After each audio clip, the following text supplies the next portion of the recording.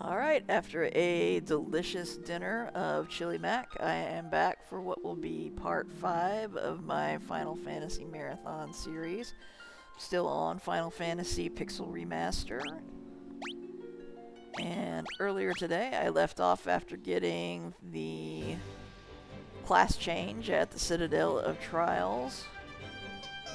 And I probably should have put this in before I said that, but if you haven't played this game before and you want to try to stay unspoiled on gameplay and story elements, you should probably tune out of the video because there will be plenty of those throughout the series. So right now I am sitting outside Crescent Lake and we're ready to head to the next destination. So I'm just going to get on the airship. And where we need to head is to one of those two continents up north. And I think there's a stop off I want to make first. I'm trying to remember which continent it's on. I'm just going to fly up there and have a look. Actually, let's fly down and circle around from that part of the map.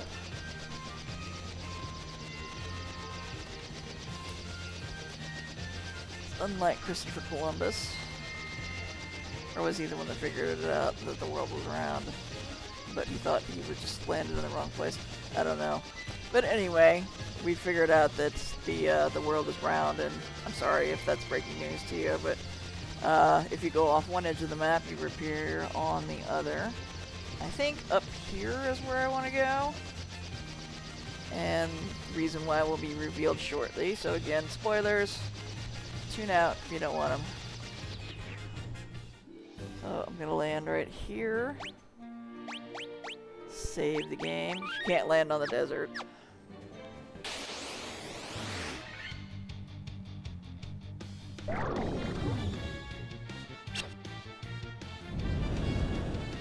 These guys are not messing around. Hey.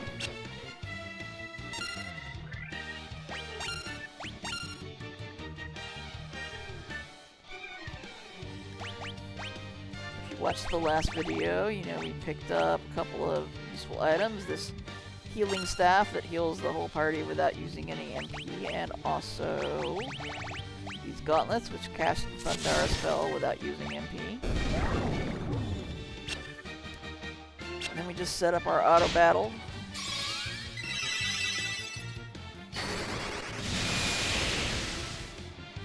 And choose our way through the fights.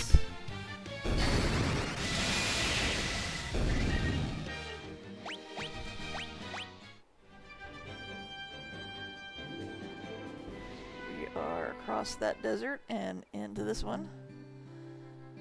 This is the caravan. There are no chests here. It's just one shop. And he has a bottled ferry for sale for 40,000 gil. Now you may wonder why you would want a bottled ferry, and that will be clear pretty soon. We're gonna go ahead and buy it. You can only buy one. You only need one. But once you've done that, these items come for sale. They're various tonics that temporarily increase stats that would increase strength, HP, defense, and agility. I'm not going to mess with that right now. I usually pick up a few once you get to the point where you don't really have anything left to spend your money on, just because, why not? For right now, they're not really necessary, so I'm not going to mess with them. That was all we needed to do there, so now we need to walk back to the airship. I'm going to go ahead and save real fast. I don't remember if it's this desert or a different one, but one of the deserts has fairly difficult enemy in it, so I'm going to go ahead and save in case we happen to run into it.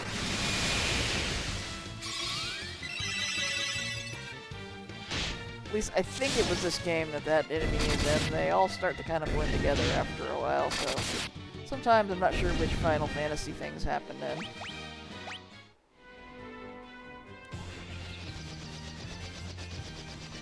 And now we're ready to head to our next stop. Which I believe... You know what? Might not be on that continent at all. It might be still over here.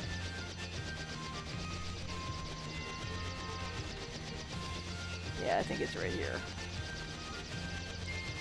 So again, you can't park the ship in the woods. So I've got to try to find a green spot where it'll let me park. And then walk from there. So maybe here. Not. Nope. Not there either. So there's a candidate over there. I don't think you can walk down that, so it looks like you gotta go over here. So I will land over here and walk. Super annoying. But I guess it does give you a chance to build some levels without specifically having to do that. Bunch of big cats.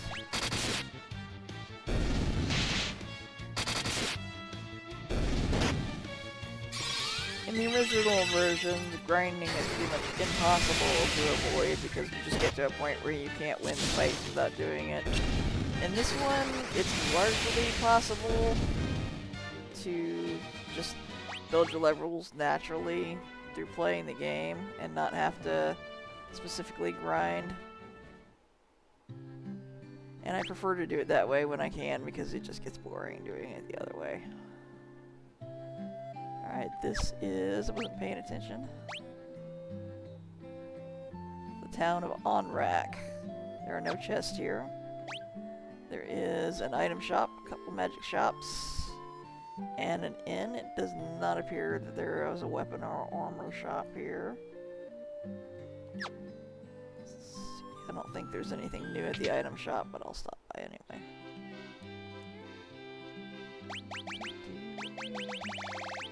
Oh.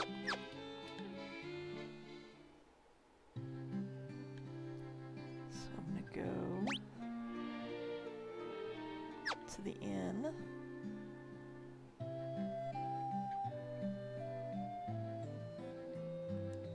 The sunken shrine is said to be filled with riches. Silver, gold, diamonds, even tablets describing lost languages and civilizations, if you believe the legends. Long ago, an ancient race known as the Sky People used a language called Lufenian. My brother Un would always tell me how he'd figure out how to speak it if he only had the Rosetta Stone. So there's a little hint, and you might remember that we encountered his brother back at Melbourne. So here's stop at the inn.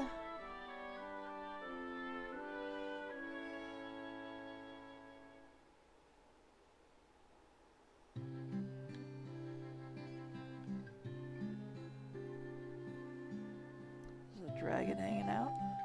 Amazing! Humans have been honored by the Dragon King. My father's with the caravan. Right now they're over in the desert to the west. They usually pitch camp by the forest near the north of the desert. I hope he comes home soon. So that's your hint to go to that desert to get the bottled fairy.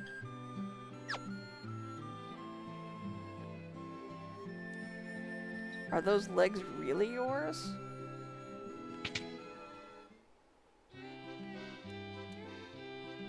It's just 2 spells available here. Saber, which raises the caster's attack and accuracy, which is kind of pointless because the wizards don't have particularly good attack, and even using Saber they don't get much better. So I'm not going to pick that up. Blind blinds one enemy with darkness. Again, not for that price. I'm gonna pass.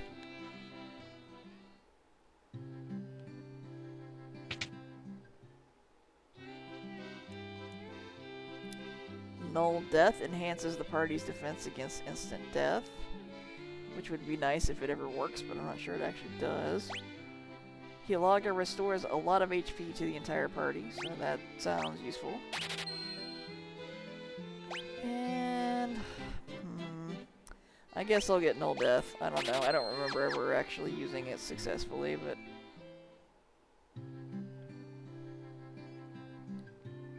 I don't think there's a real big need to hang on to our money at this point.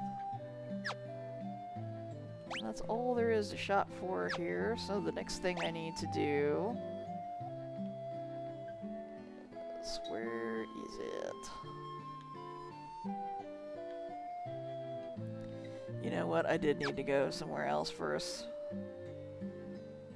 So I walked here for nothing.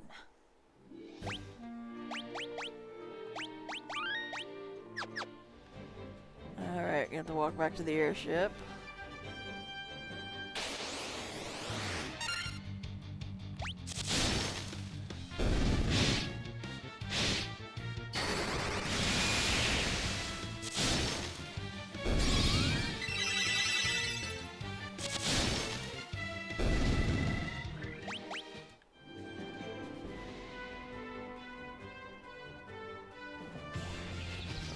Do need to go to this town up here in what looks like the eye of a big bird.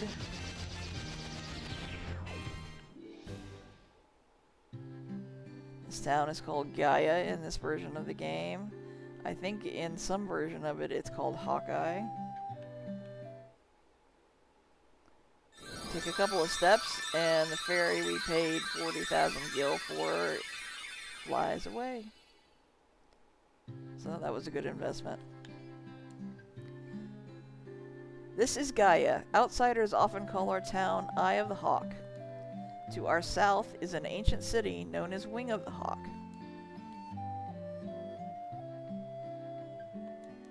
Have you visited the Wing of the Hawk? I can't understand a word they say there. Doesn't sound like much of a reason to go.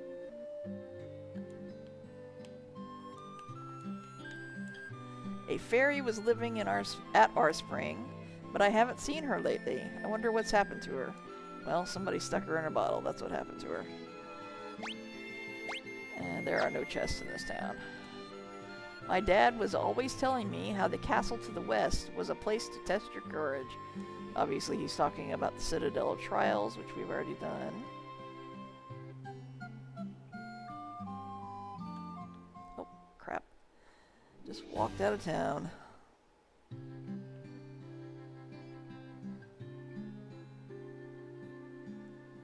Try not to do that again. I don't believe it. You're outsiders, aren't you? How did you make it up this high in the mountains? Can you fly or something? Nah, that's impossible, right? Not for me. Okay, that's the one that tells me about the ferry again. Let's try not to walk out of town. I saw a shining light fly off to the west in the night sky. I know I saw it. I'm actually glad I talked to her because I forgot about the thing that she's referring to.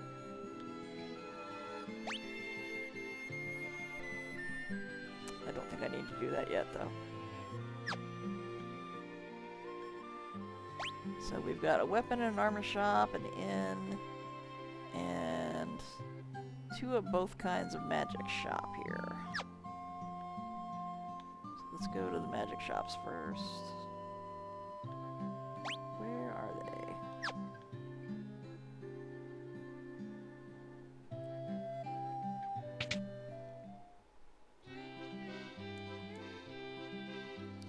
Alright, we're gonna get the Curaja spell.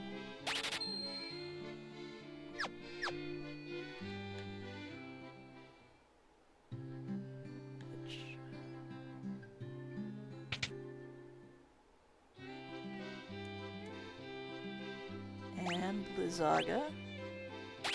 So maybe I shouldn't have spent so much money. Break petrifies one enemy. Skip that. I think I do have a few things I might be able to sell.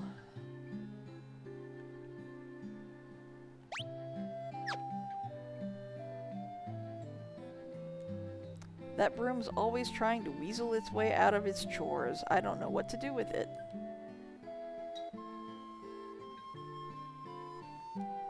They say a special water called oxyale gushes from the bottom of our spring, but only fairies can draw it out.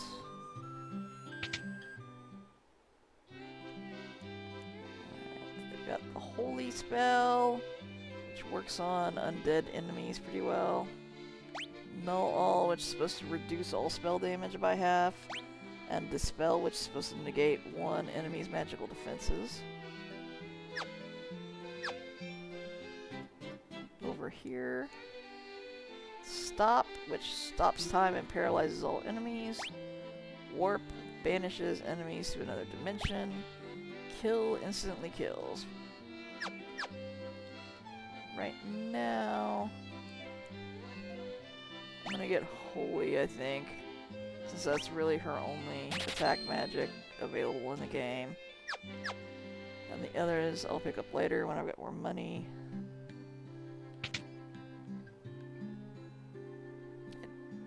I don't know that we're gonna be able to afford anything useful at these shops. Now, the ruby armlet is out of our price range. Let's see what we've got that we could sell, possibly.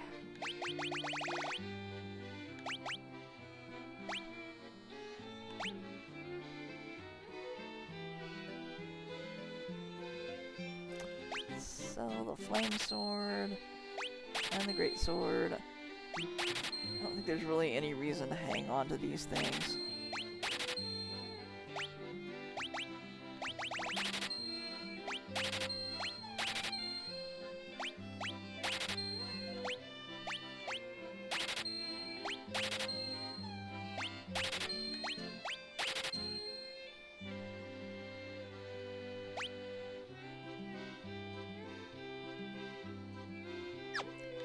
Hang on to that for now, just in case. I'm gonna sell this.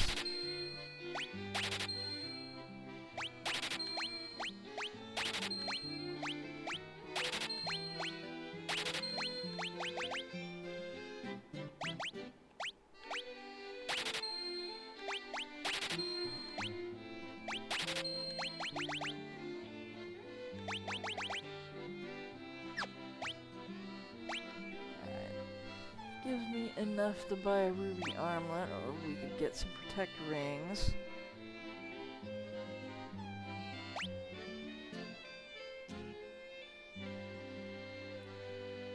I think I'm gonna go ahead and get the ruby armlet.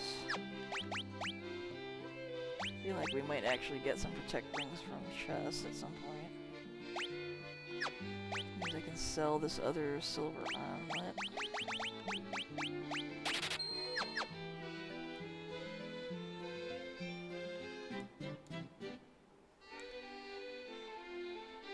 Cat Claws is the only thing available here, which is a weapon that our black mage can use. And doesn't do a whole lot of physical fighting anyway, so at some point, if I've got a lot of money that I don't need anything to spend it on, I may get it, but right now, not really an option. I almost forgot to do what I came here to do, which is to go to that spring up there.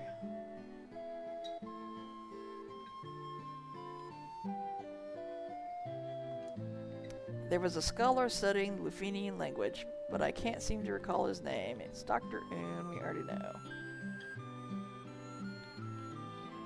Oops. Go through there. I caught the fairy, so I figure she's mine to do with as I please. What's the big deal? So I sold her to the caravan. So what? It's a little defensive. Yeah, that's just a place to revive your dead.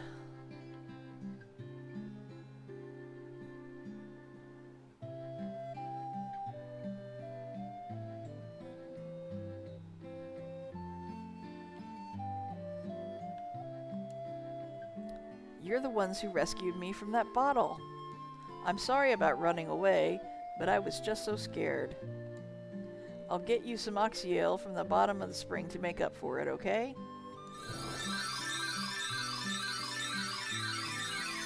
Honestly, I don't feel like she should feel like she needs to apologize for running away after being stuck in a bottle. But we do need the Oxyale, so...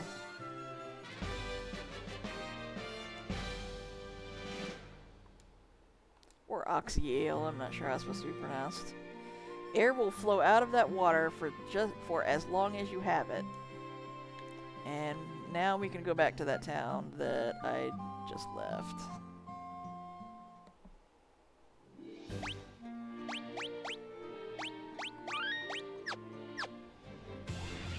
Back on the airship.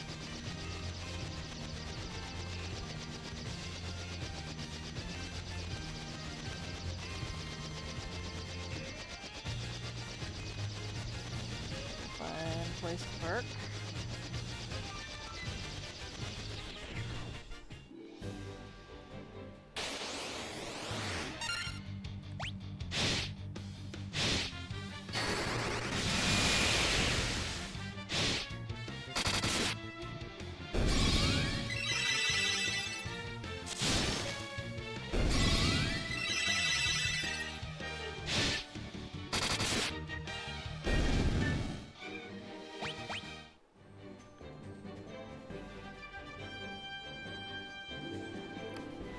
Our way back to the town of Onrak. Go ahead and use the inn before we continue on.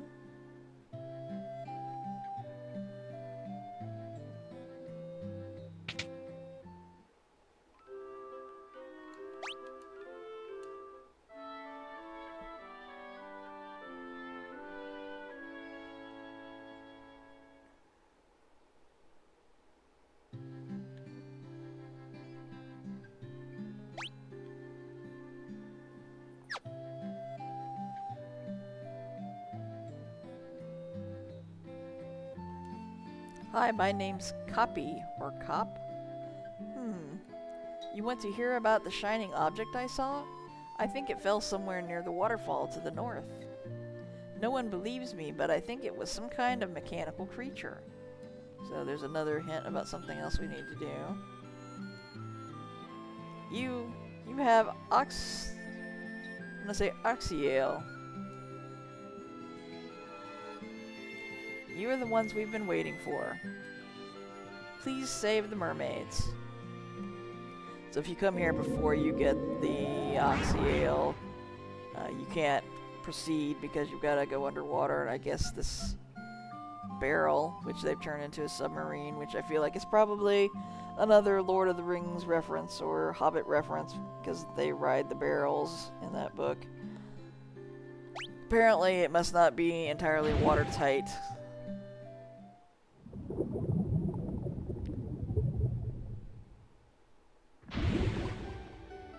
Takes you to the Sunken Shrine, third floor of the Sunken Shrine. Oops, that's not what I wanted to do. Which has 32 chests in it.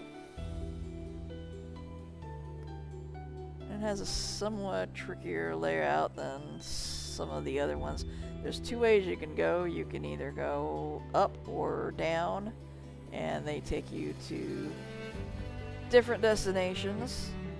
I usually start by going up, and I'm trying to think if I would rather go down first this time. I think I'll start by going up.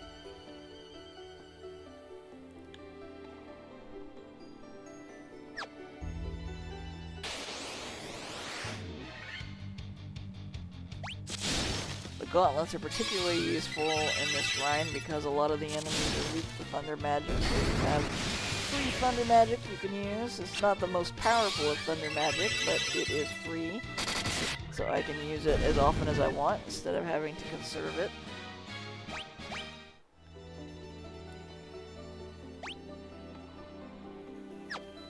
Let's go through this door so we can see which rooms have treasure in them.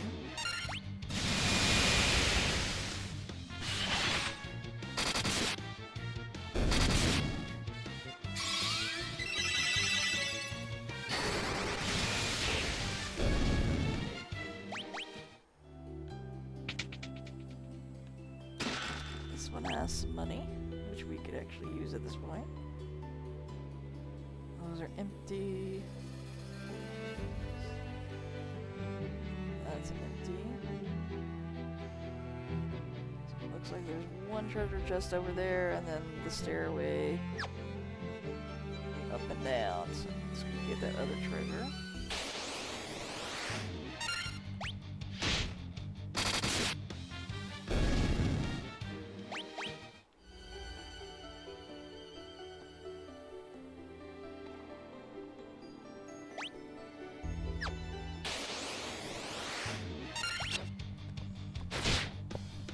We have a lot of reskinned enemies in this dungeon. Sea trolls obviously being a re-colored troll. Sea scorpions being re-colored scorpions from Mount Gulag, Mount Gould, rather.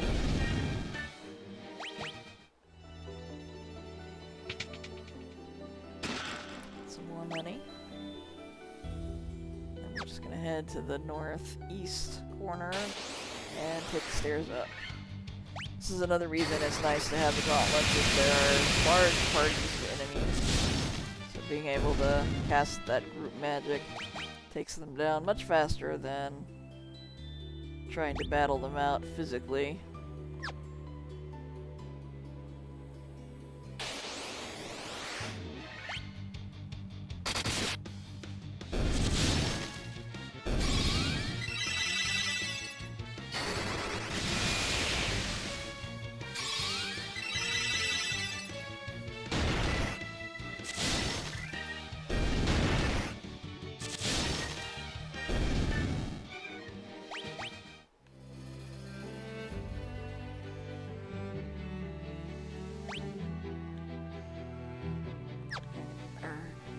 First stop's gonna be this doorway so we can see where the treasure is on this floor.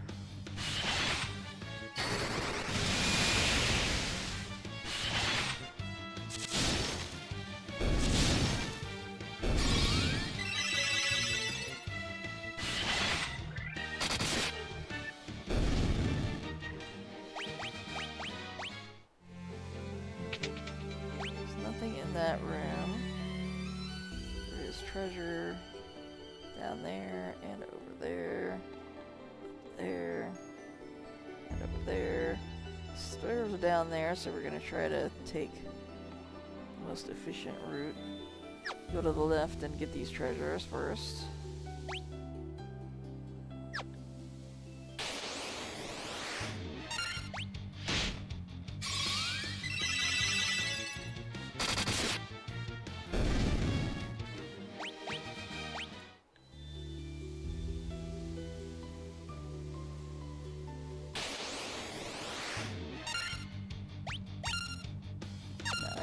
It does not look like the ninja in this game has any sort of special abilities. Later on, that class does have some special abilities. But in this game, it looks like it's just kind of upgrade to the equipment they can use. And they're a more, I guess, speedy, agile version of the warrior class with not as good defense.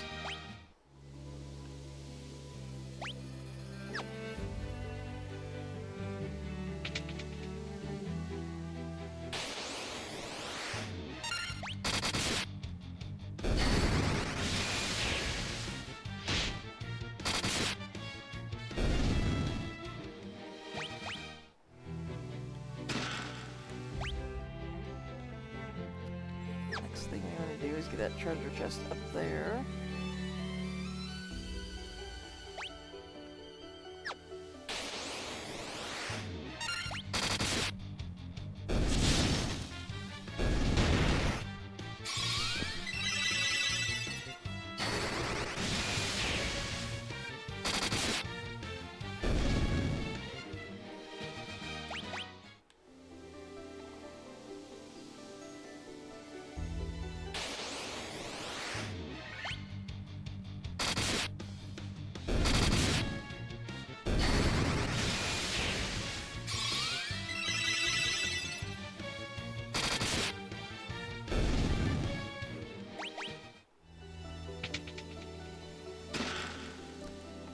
diamond armor, which I assume will be an upgrade for our knights.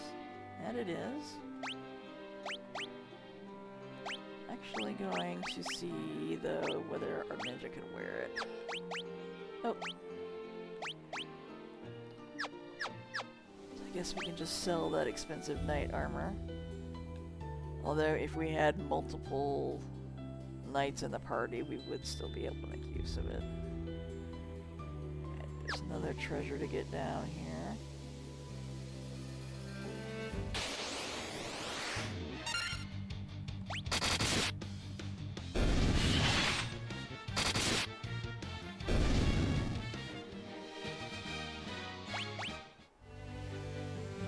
I've played the all-night party before. It's not too bad. You just have to rely on items for healing. And of course, there's a few enemies that are harder to take down because you don't have the black magic. At one time, I thought I was going to try to play all of the possible combinations of parties, but then I did the math on how many playthroughs that would take and decided, no, I don't think so.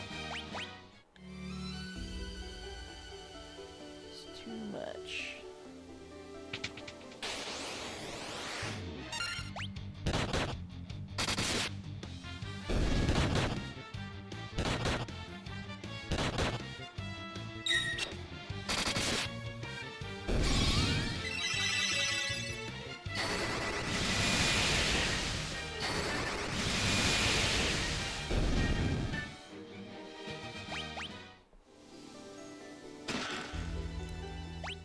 Chest has the light axe in it, which I don't think is a weapon upgrade for anybody. I think the only time I ever actually used it as a weapon was when I had the all-night party, because it was like the best option for like the 4th of the night or something. The main use for it here is that it can be used out of your inventory as an item to cast the DRS spell. So if you're going up against some undead, you could use that instead of the gauntlet.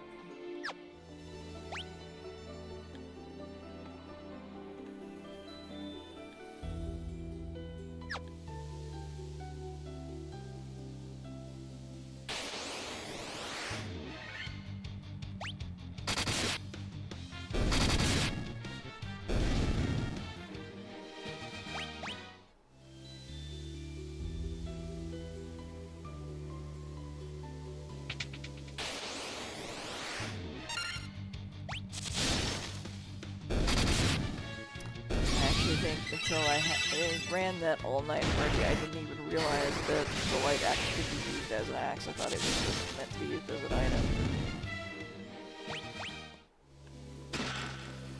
Some cash in that chest. And we head to the next floor. Alright, this is the top floor of this dungeon. There's a bunch of rooms here. There are no enemy encounters on this floor. Some mermaids you can talk to. Oh, my prayers have been answered. That's nice. There's a little bit of a trick to this floor, which is going to be revealed shortly, so if you don't want to know what it is, now's a good time to tune out of the video. But other than that, we just need to go in the rooms that have the treasure boxes and get them all opened up. Some of the empty rooms have NPCs you can talk to in them. Maybe all of them do, but I don't think any of them really have anything interesting to say. The chests contain 9,000 gil. Some more money. Diamond armlet, which again, this is an armlet. It might be wearable by my ninja. Or even one of the mages. Yeah, I'm gonna give it to her. Which means I really didn't need to buy that ruby armlet. But I already bought it, so is what it is.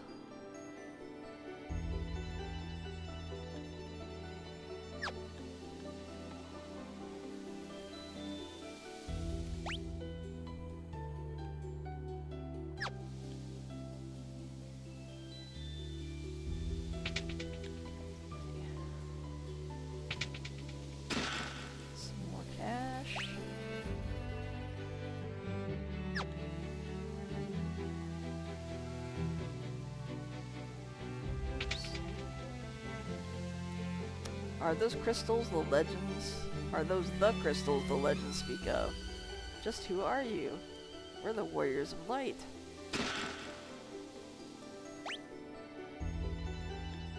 More cash. Let's go up here.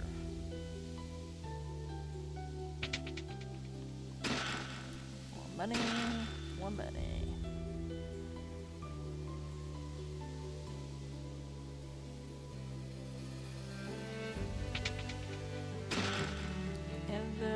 Which I've already maxed out on.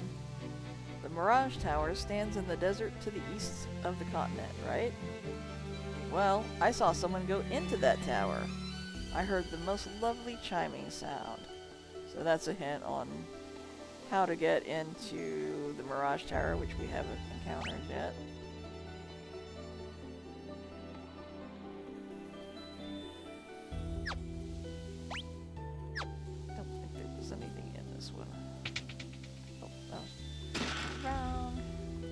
Money. Alright, so there's still stuff in that one. Go down there and get.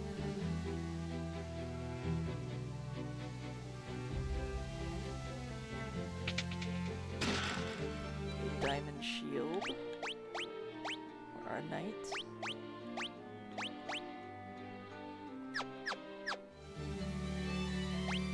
That leaves just that one, which is the one where you have to do the little tricky thing to get to it.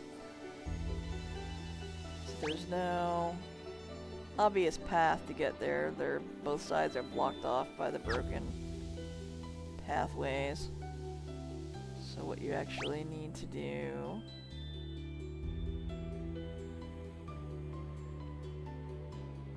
is go up to the top of the screen.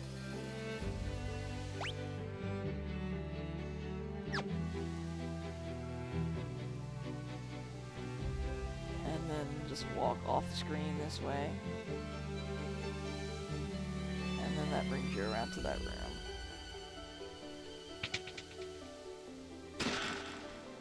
You get some diamond gloves, a diamond helm, and the Rosetta Stone. The Rosetta Stone is a key item that we'll need to do something later. Go ahead and upgrade him to the diamond helm and diamond gloves, and he's already as upgraded as he can get. I don't think they can equip anything else. Alright, so that is everything that's on this floor. So now we're ready to head back down to the bottom. Instead of walking back down there, I'm going to have my white mage cast the exit spell.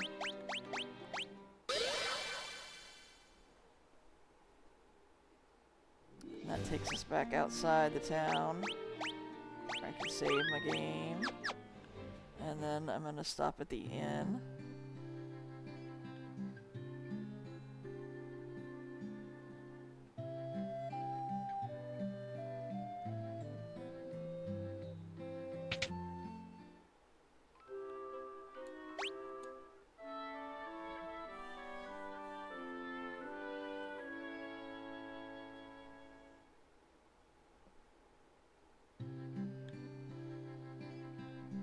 And then we just walk back over there and get in the barrel again.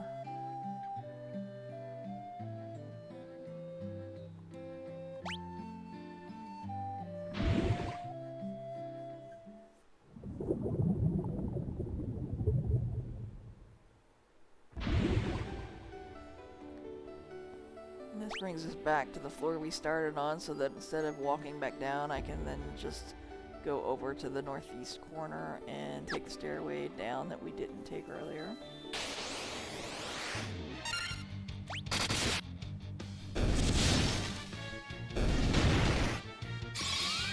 If you prefer to go ahead and do some level building, you can just walk down instead. I just like to avoid backtracking as much as possible.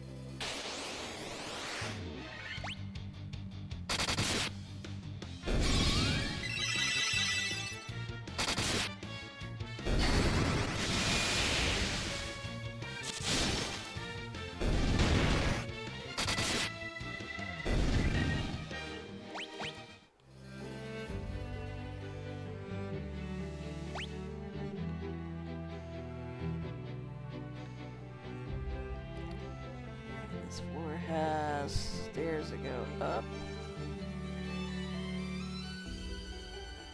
And I think that might be all that's accessible. That side of the floor we can't get to right now. So I think the only thing we can do here is take those stairs.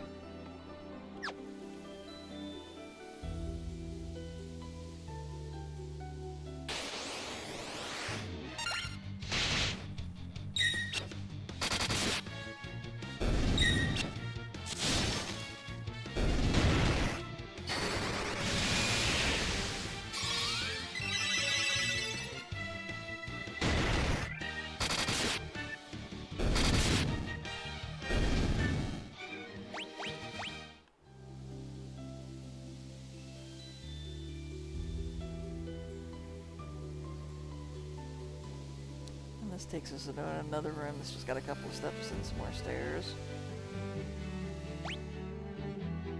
And from here, gonna have a look in this room.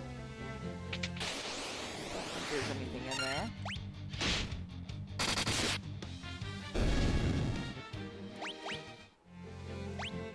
And there is not, so just head downstairs. And that takes us to a doorway.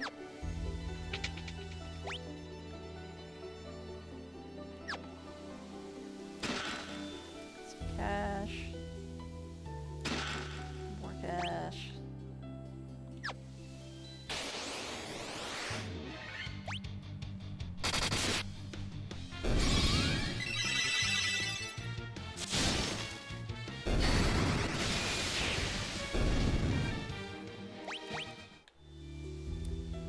Before I forget, in one of the other videos I mentioned there was a streamer who did a really good job on doing different accents and different voices for the various characters.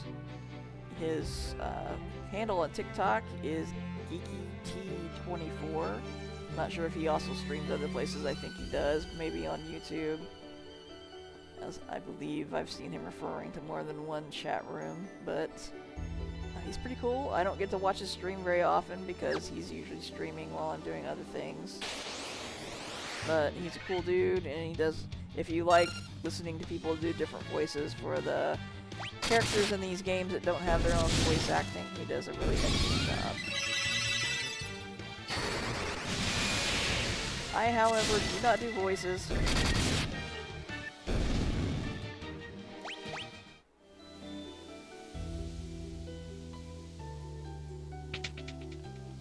Not a skill that I have. There's some cash and a monster in a box.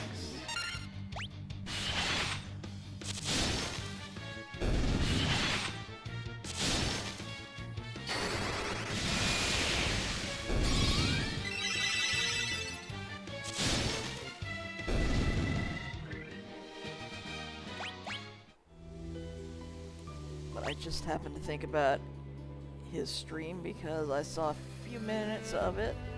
I let my dog out earlier.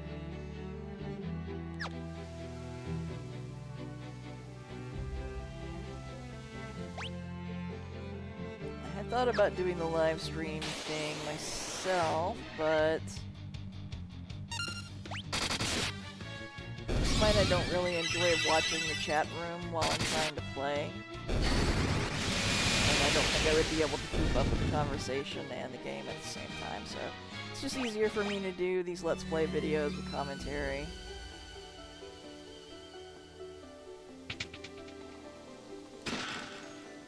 Some cash. It's fun to hang out in the chat room sometimes, but I think it would drive me nuts trying to keep up with it and play the game at the same time.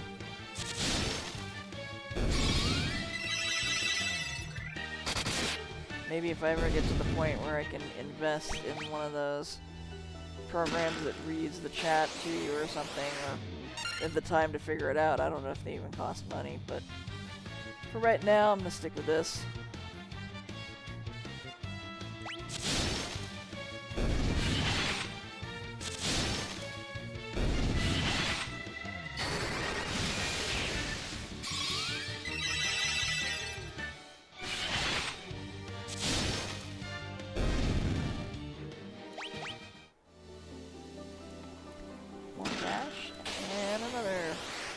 monster in a box. Get a whole bunch of these enemies that can paralyze you. Hopefully we can take them down before that happens.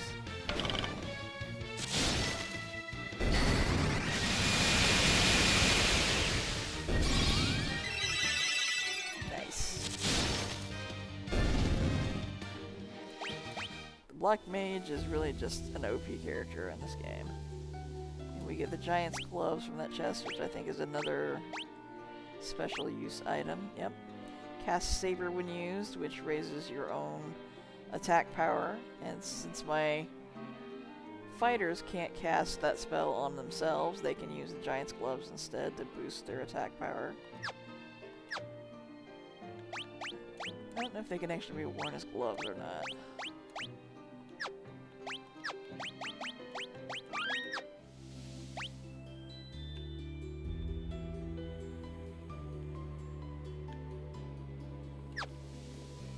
To the north.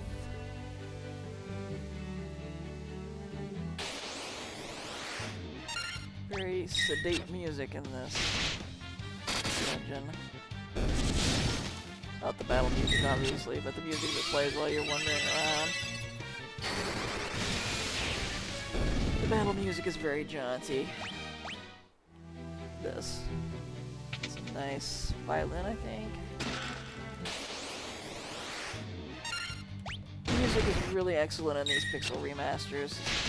I was a little turned off by the pixel graphics at first. I would prefer more of a clean graphic upgrade. I guess they were going for like the retro thing. But the music makes up for it for me because I really like the music. And we just got another light axe from that box, so I guess if we wanted to have two characters casting that spell, we could.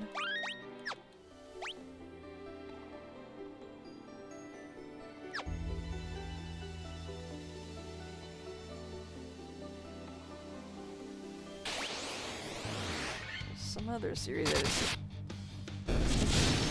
they did either did or are doing a Pixel Remaster version. I don't know if it was Chrono Cross or Dragon Quest, something else.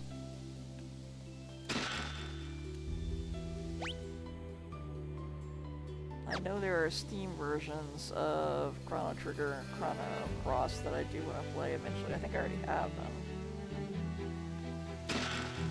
Alright, we got our first ribbon. This is an item that will happen in a lot of the games. Guards against elemental attacks and status effects, so that's obviously pretty useful to have. Because it prevents enemies from putting you to sleep and paralyzing you, and I don't know if it prevents instant death or not. So, I'm gonna put that on. Apparently he can't use it though. Who can? Not him. She can, so we'll put it on the white mage.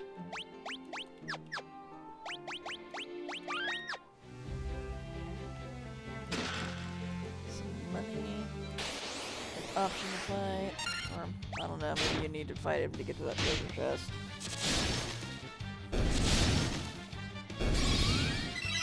In some of the games, all of the characters can use the ribbons, in some it's only certain classes. And in some, it goes by the gender of the character, and the ones where the characters have specific gender rather than the classes. Only the female characters can use them in some of the games. I guess our manly Final Fantasy men don't wear ribbons in their hair.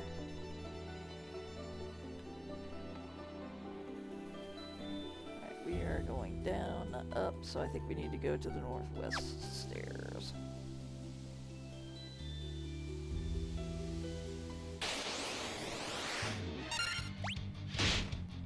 Another series I'd like to get around to playing at some point is the Dragon Quest games.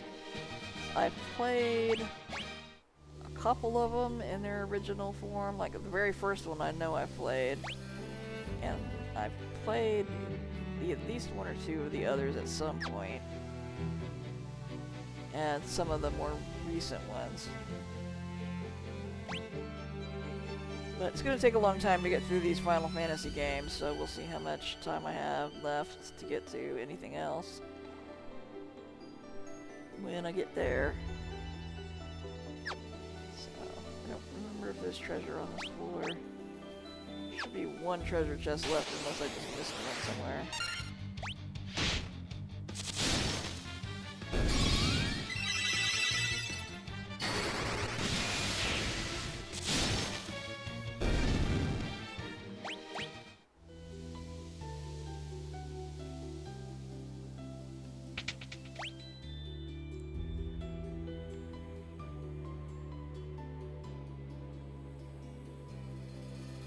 There's no treasure on this floor, so I missed one someplace.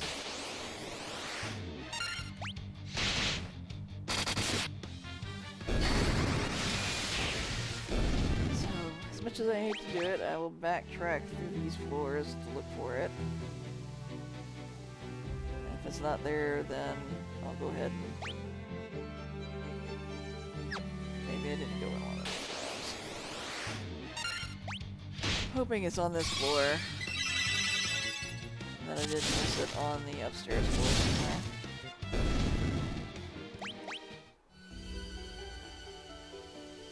Right, let's check this floor again. It's not there. It's not there or there or there. Or is it there? It's not any of those. It's not on this floor.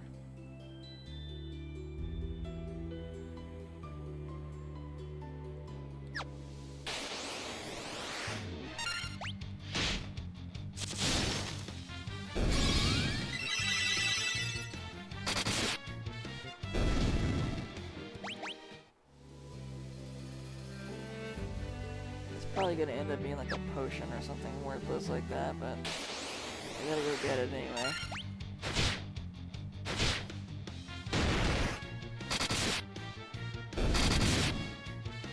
First poisoning in a while.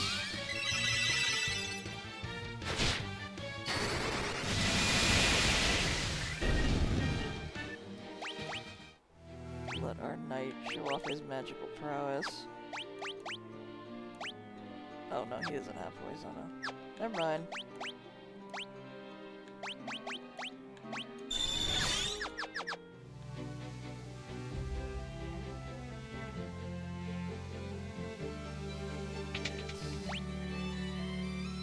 It's not here.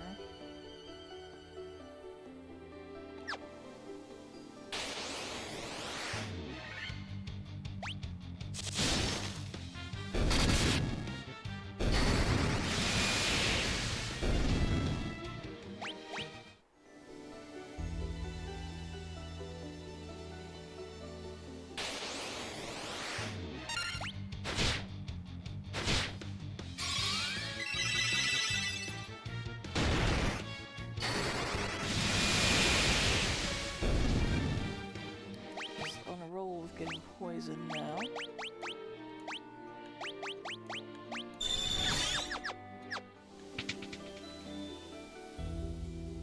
Alright, where are you, little bastard? Not here.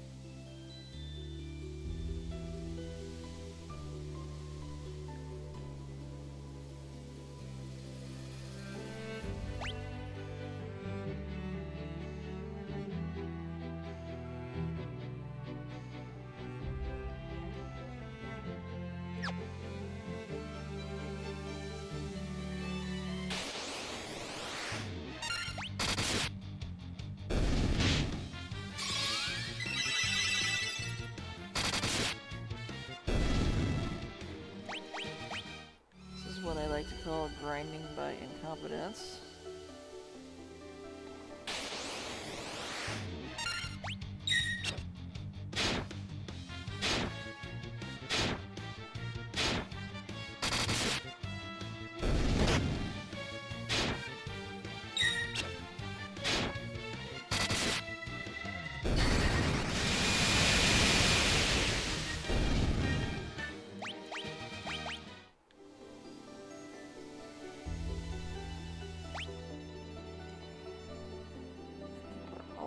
back to the starting floor now.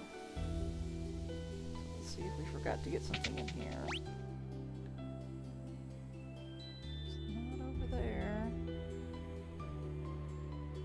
Well, it must have been one of the upstairs floors. So it looks like we're gonna have to head back upstairs.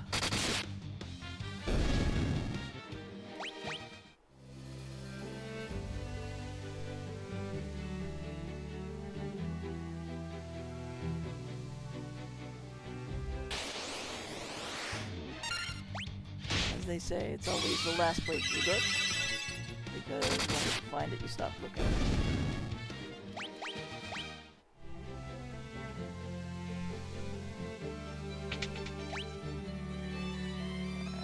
There it is.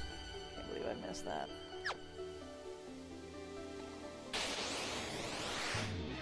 Well, at least we didn't have to go very far on this floor.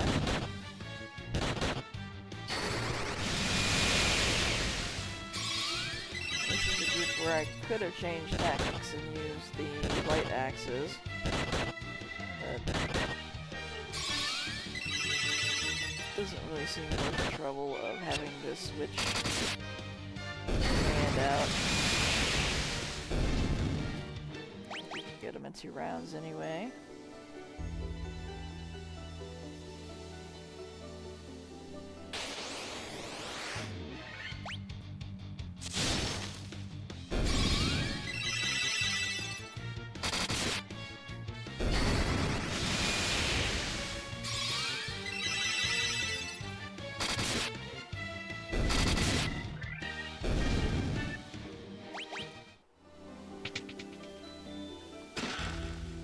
The mage's staff. Let's see, what is that? A staff that casts Pyro when used. It can also be equipped as a weapon. So maybe it was worth backtracking to get it. And although we wouldn't have to do that much backtracking to get back down to the other floors, I'm gonna have her cast exit anyway. I figure I might as well go stop at the end before I trek back down to the bottom floor again. At least now that we've collected all of the treasure, I won't have to visit as many of the rooms, so it should take less time to get through those bottom floors the second time.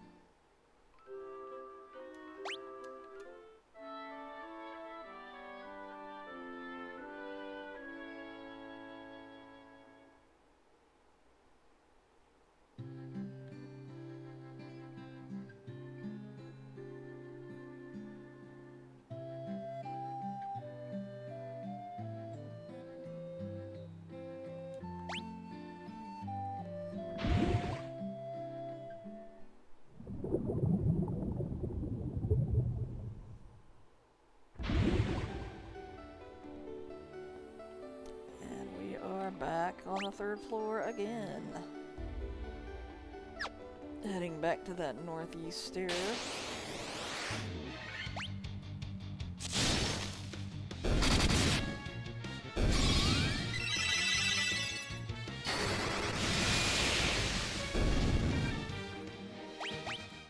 These characters all have basically the very same face, it's just framed by different hair and different clothing. Even all got the same unibrow.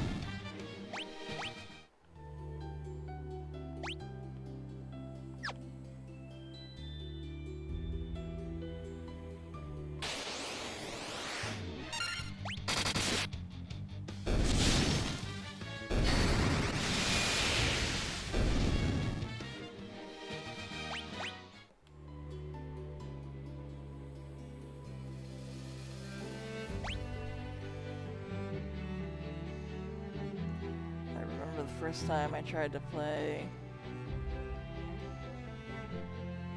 one of the old school versions, and I don't think it was even the original version, I think it was the PlayStation remake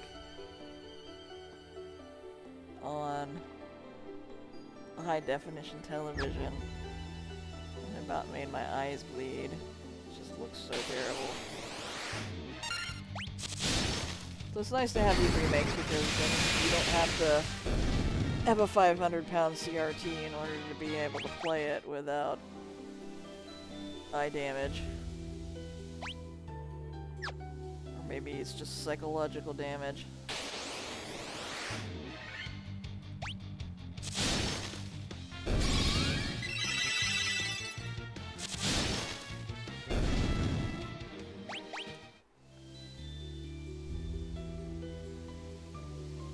I actually did buy some of those mini versions of the old systems because you were supposed to be able to just hook those up to an LCD. Not LCD, is it LCD?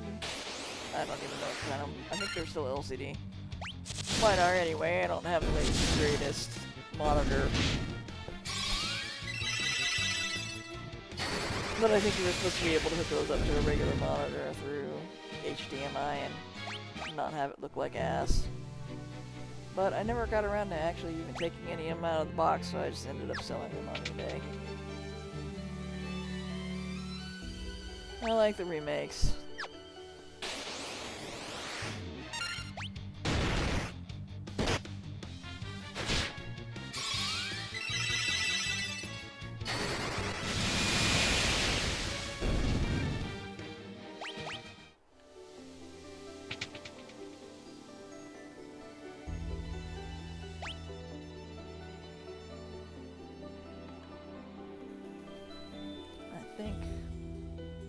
Bethesda is supposedly, well actually I think it's Obsidian, is supposed to be working on a remaster of Fallout New Vegas, which I'm excited for if it actually happens. It's been one of those things that's been rumored for a long time that they resurfaced their claims about after the massive layoffs, trying to reassure customers that they were refocusing on the Fallout series and that there were awesome things ahead.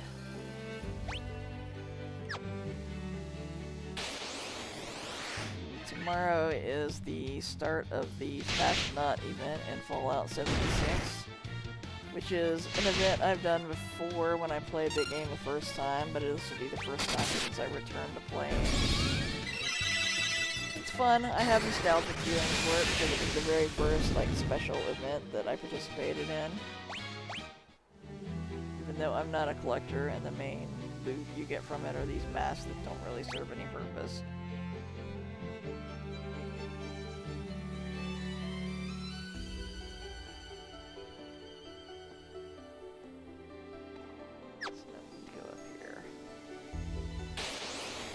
So I may actually try recording some videos of the Fashion event starting tomorrow.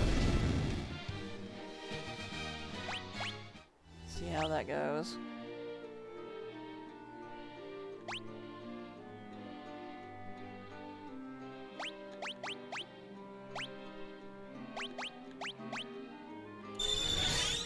Thought about doing some Fallout 76 videos. Right now, kind of in the latter third of the current season,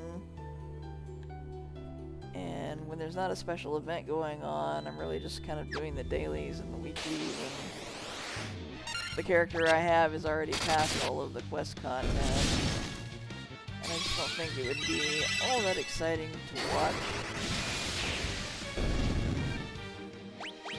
So at some point I might start a brand new character and work through the quest content and do some videos.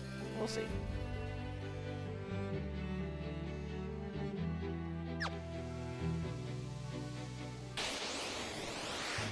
Thinking about trying out Fortnite, which obviously I'm late to the party there. I'm not really much of a shooter player, and I don't know if that's even, I guess it's still popular, but it's not really the hot item that it once was. But I've been watching someone else play on live stream, and I kind of want to play just to figure out what the heck is going on, because it's kind of a confusing game to watch somebody else play.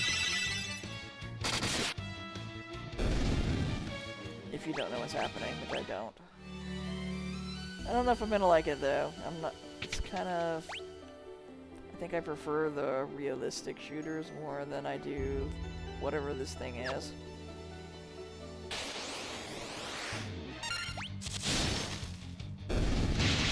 Fallout obviously has a shooter element to it, but it's a very kind of dumbed down shooter element.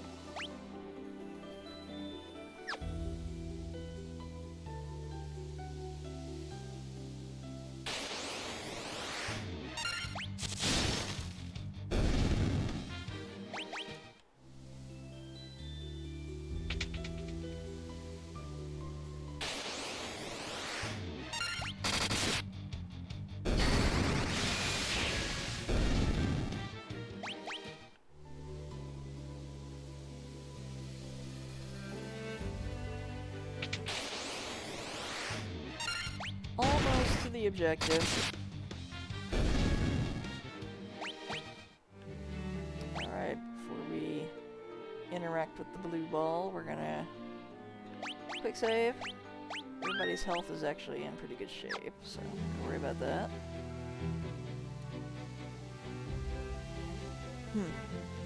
You humans do impress. I would not have thought to see you here.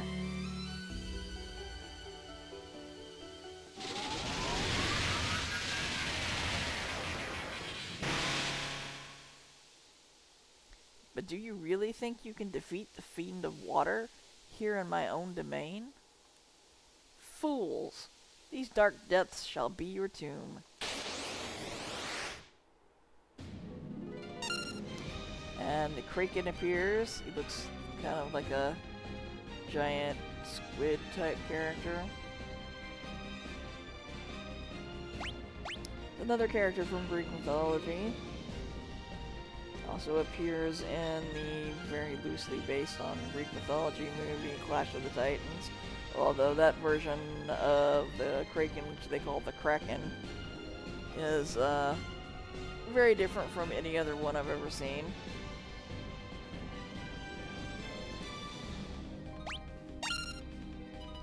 So of course these two guys don't really have anything other to do than to attack. And we're gonna have her might as well. Let's try Null Shock since I think he's probably going to cast some lightning magic. And then we'll have our Luck Mage hit him with some Thundaga. I think that's our best thunder spell. Yep.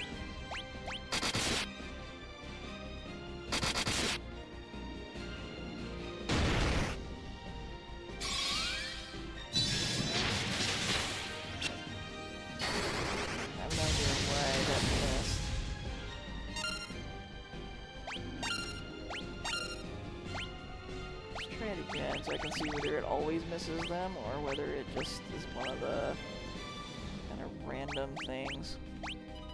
Where did it go? There it is.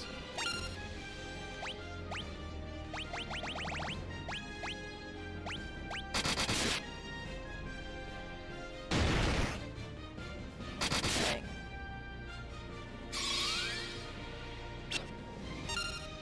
Interesting.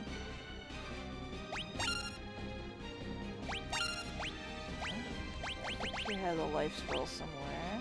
Yep. We can use that.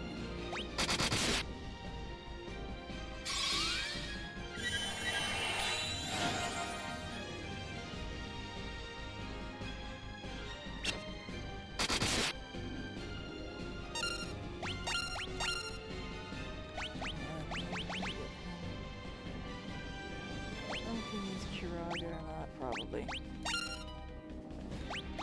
Try the Thundaga again.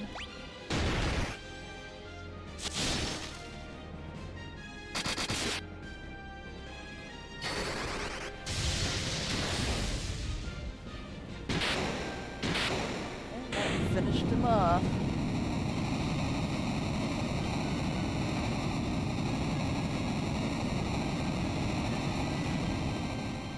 So a little bit of a drama, but not much.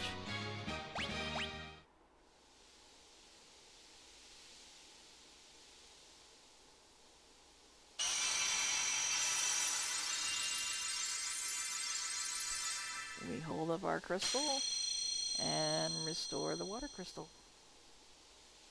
I'm gonna go ahead and heal him just in case. I don't know whether you can get attacked in here or not, but I think you maybe can. No sense making it super easy for them to take a character out. This is the altar of water from which the power of water flows forth.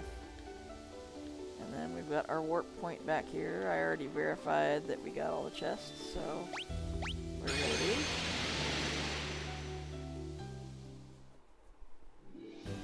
That takes us back to the overworld.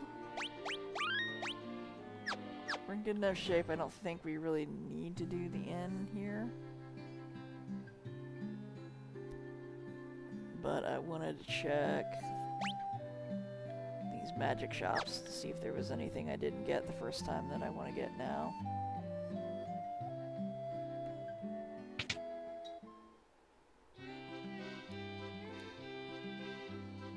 Null death. I think I've got enough money I can probably afford to get it, but I don't have a slot for it. Oh, nope, I already have it. Nope, I do already have it. Never mind.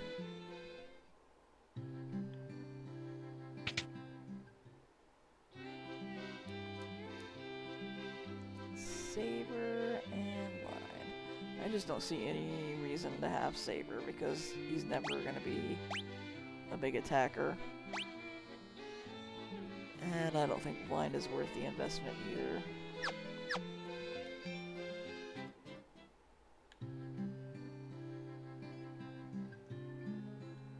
So we are ready to move on.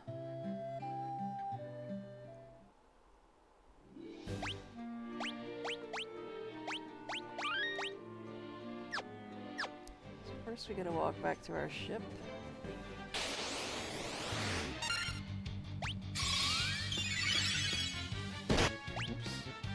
Forgot that I used Furaga with her. And Thundogga with him, so I wasted a couple of spells, but that's no big deal. Because we're gonna go to an inn before we do anything else fightery.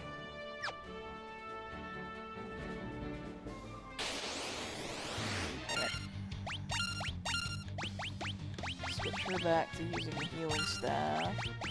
And then back to using the gauntlet. Actually, since these guys aren't weak against lightning, let's see. Make this guy.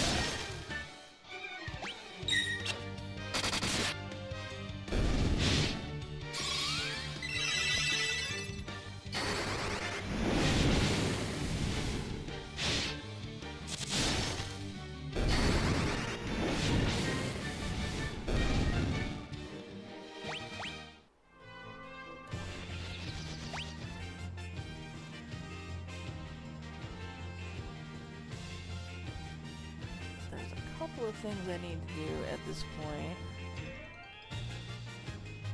I actually think should have done this before I came down here, and I probably should have used the inn also. Since I didn't, I'm just gonna go ahead and go visit Melman real quick.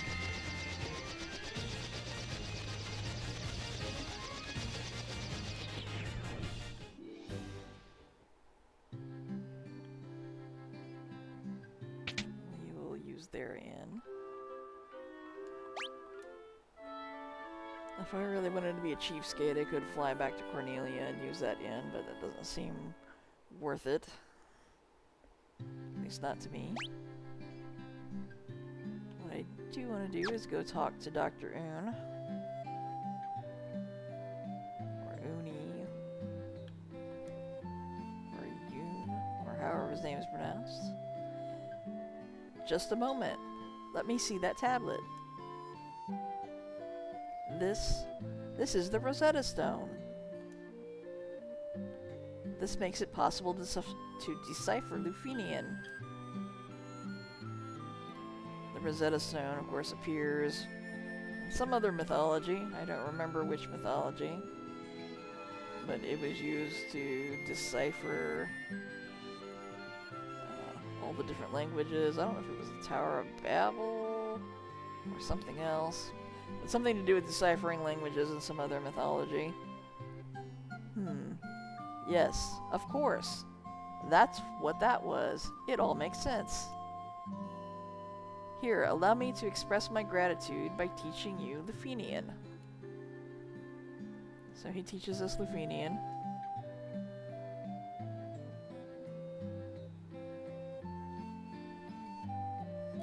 There, now you can speak Lufenian too. So, apparently we're a quick study. And that will come into play later on.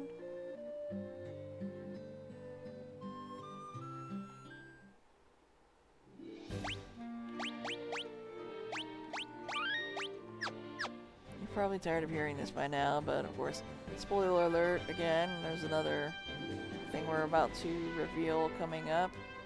Mostly keep mentioning that because apparently it's one of the things that Square can sometimes be picky about when people make these Let's Play videos about people not letting people know about spoilers and potentially spoiling new players' experience of the game, which I think when somebody watches a video like this, they pretty much expect there to be spoilers, but I'm gonna keep saying it anyway, just in case. Don't want to get in trouble. So we're gonna go back up to the continent we just left.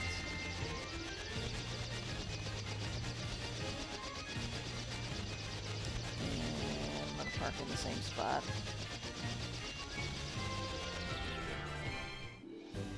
We're gonna get on this river. Paddle our way up.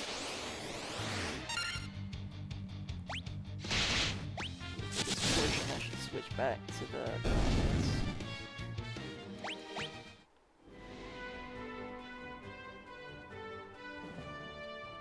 You probably remember a couple of the NPCs mentioned seeing something fall to the earth to the north, or by the waterfall, somewhere along that lines.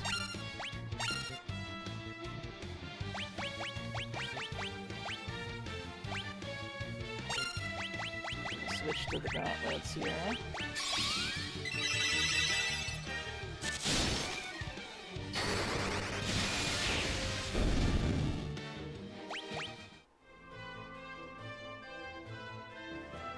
And there's the waterfall. And just canoe right into it and you find this hidden cave called the Waterfall Cavern. And there are 6 chests in here.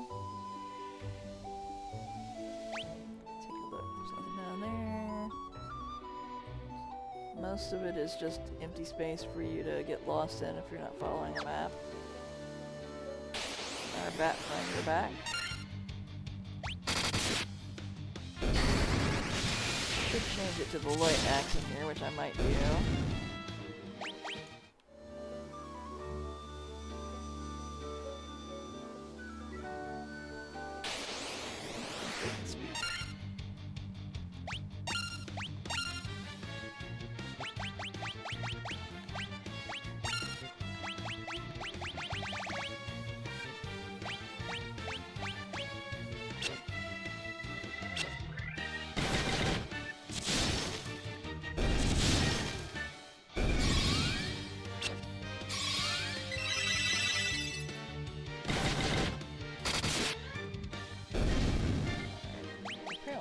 The enemies in here are not undead, so rather than using that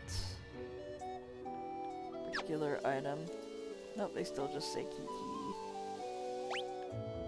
Because they want to have a Kiki, apparently.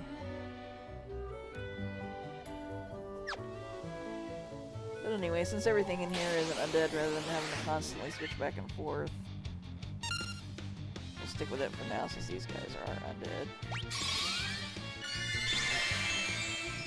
Next time I get an enemy that isn't undead, I'll probably switch it back to the one that casts fire, because the undead are weak against that, and then that will also work on the not undead enemies, and then I don't have to keep changing that command.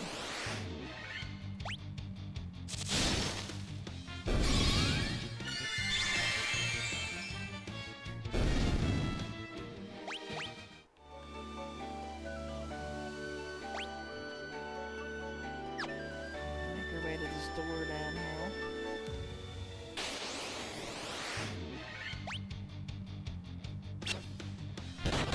Or maybe we'll just get all undead enemies.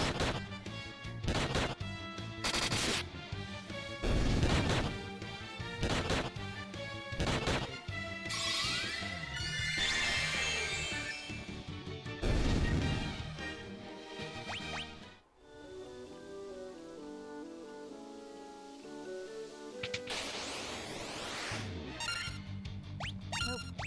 Back to these guys.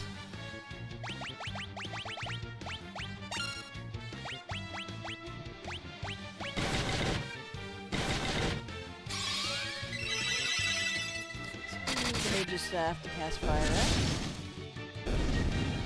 Or we would if we got to him. Or her. Fight off this pack of mummies and birds.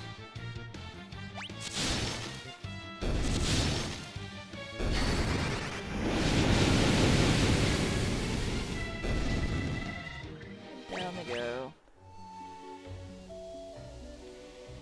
Robot. I have been waiting. Take this cube, Tiamat, Flying Fortress, please. And he gives us the warp cube.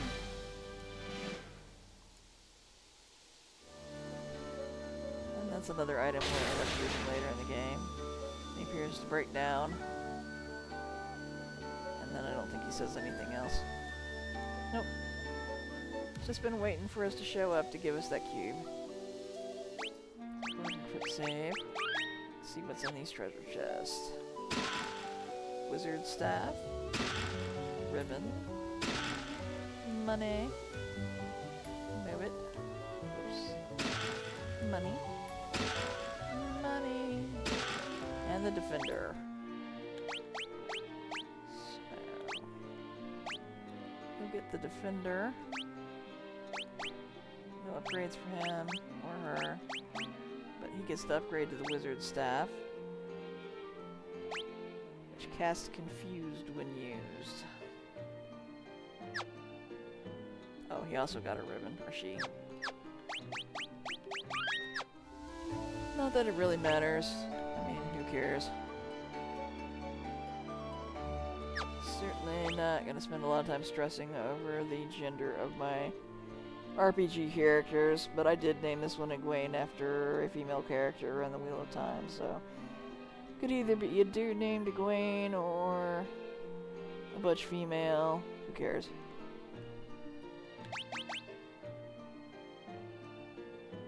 Let's go ahead and cast that exit spell to get out of here.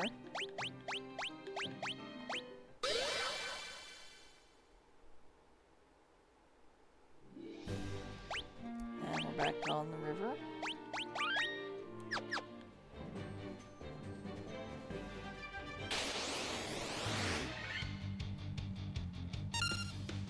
I'm not gonna bother to switch back to lightning because these enemies have been easy enough. I don't think we really need it.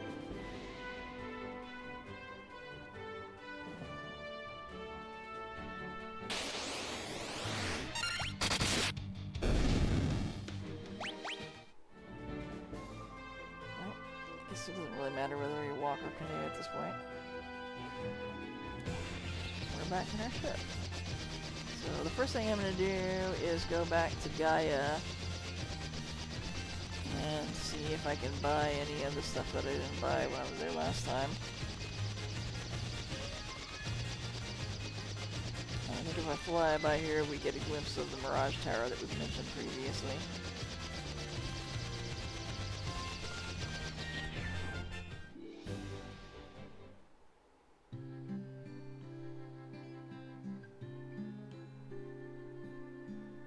Go ahead and use their inn, even though there are certainly less expensive places to do that.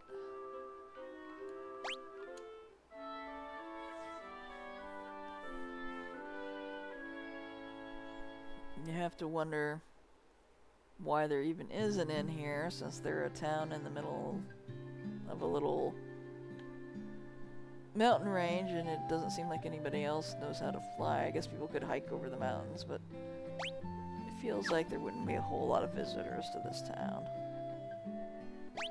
So let's Let's go to these magic shops.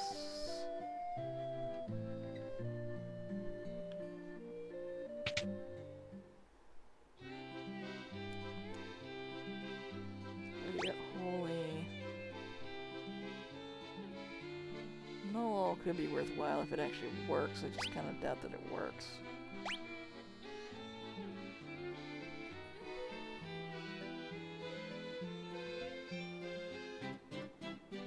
I'm gonna wait on that.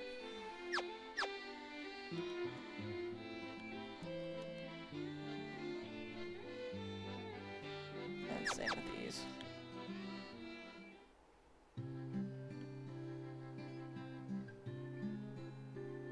And I don't think I'm gonna buy that weapon either, because I just don't anticipate he would use it.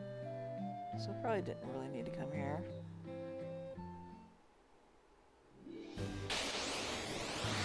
That was rude. I think this is the enemy I was thinking that sometimes turns up in the desert. They can be a bit of a pain to take down.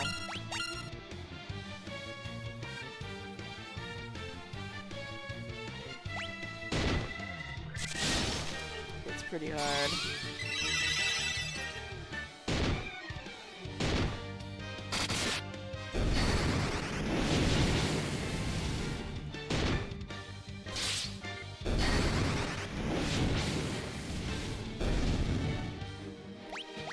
Handled it just fine.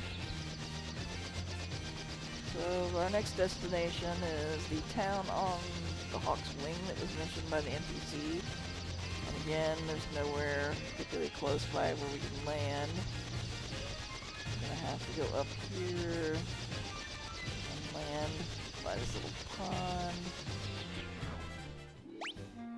There's another enemy that wanders around this area that you might need to come back here to grind for if you're trying to complete the bestiary achievement.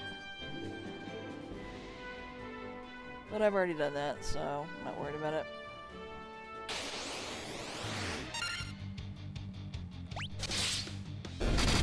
There's a big reveal coming up in this town when I get there, so if you don't want to be spoiled, now's the time to stop the video.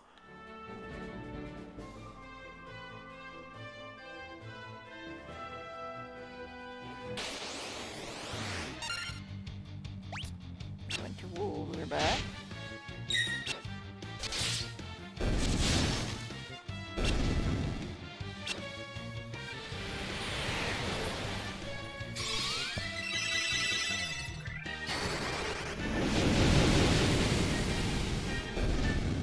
I feel like that defender sword can do something too. Maybe I'll check that out real quick.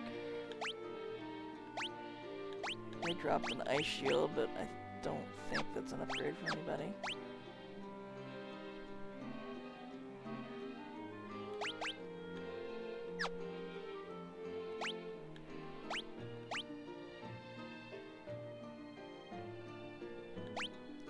See that there. Go to the screen. Cast blink when used. Which blink I think increases your evasion or something like that. Alright. This is the town of Lufenia. I believe in at least one of the previous versions of the game, the town is called Hawkeye.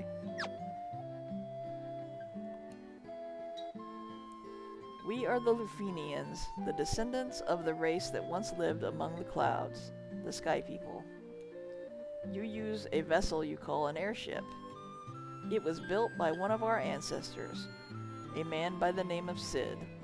If you're familiar at all with the Final Fantasy series, you know that Cid is an iconic character that appears. I don't know if he appears in all of the games, but he appears in most of the games. And in some of them he's a playable character, and in some he's an NPC. But it's kind of a recurring in-joke or recurring theme that Cid always turns up, or almost always anyway. But here, they just mention him as the man that built the airship.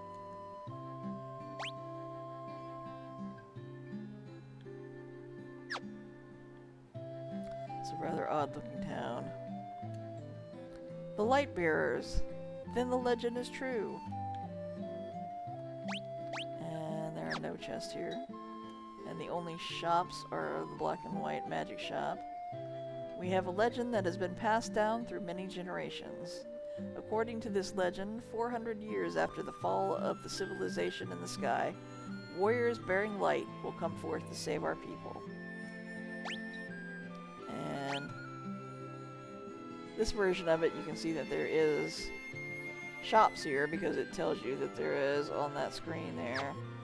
But in the original version, where you don't have that information, it looks like there's no place to shop here. But if you look over to the right, there is a white and black magic shop kind of hidden off screen there.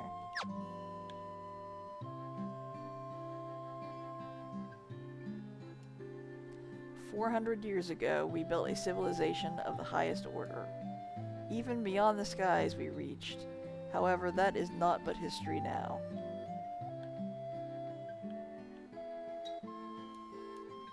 The flying castle floats on a blue sea of stars beyond the sky.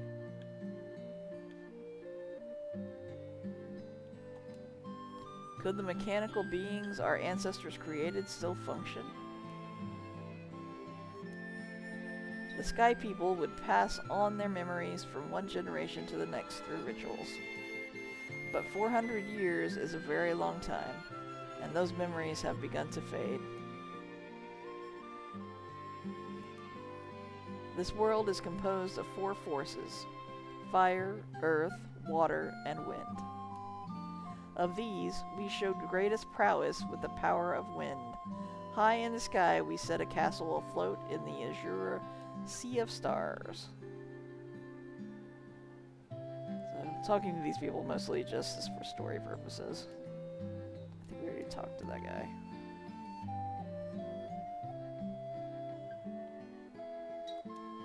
The light bearers, then the legend is true.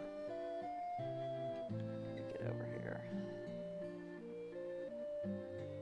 So there is one particular one we need to talk to advance the story.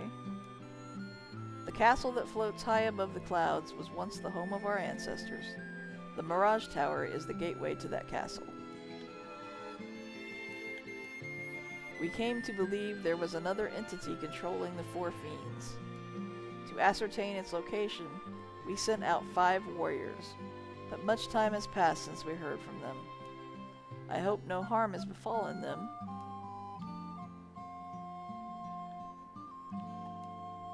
We struggled for our very lives with Tiamat, the Fiend of Wind, but our power was not enough. To this day, her lair remains in the castle in the sky, the Flying Fortress. Before you leave, legendary warriors, take this chime with you.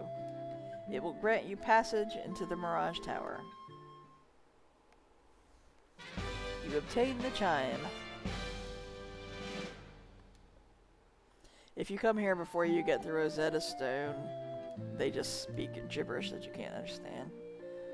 Tiamat blocks the power of wind, the source of the Sky People's strength. We placed our last hope in the 5 warriors we sent out. It's been said they fell victim to the curse of the fiends and were turned into bats. So that reveals that the bats we've been seeing in various locations around the game are the warriors that they sent out.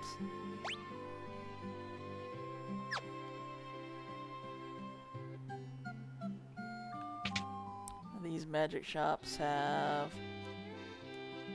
a full life spell, which is a very useful spell for our white wizard. And it does just what it sounds like it does. If you have a character that's dead, it will revive them to full life rather than just give them 1 hit point. Which is pretty essential because when you get to the higher level bosses, you're just going to get killed over and over with a regular life spell all the time. And the black magic offers the most powerful black magic spell in this game, which is the flare spell.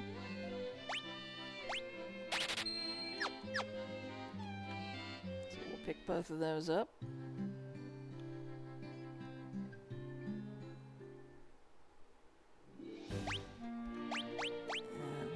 Save the game. We just need to walk back to our ship. Our next destination will be the Mirage Tower. Since I know how much money I've got after getting those 2 spells, I'm probably gonna go back to Gaia and buy those spells I wasn't sure about getting.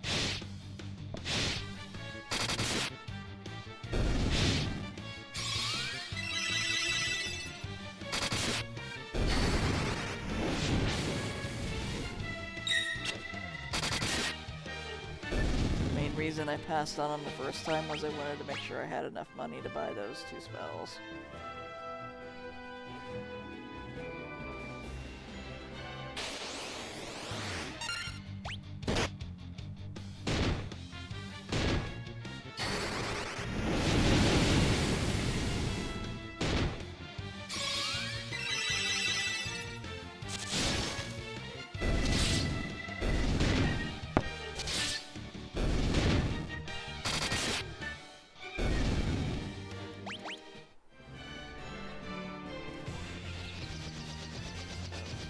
Back up here.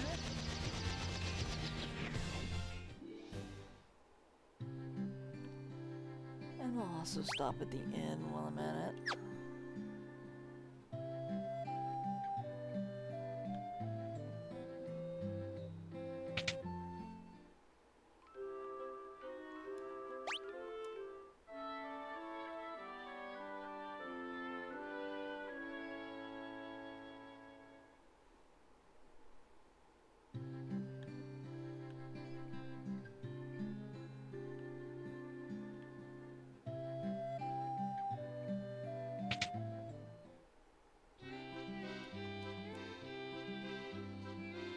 I will pick up, stop, and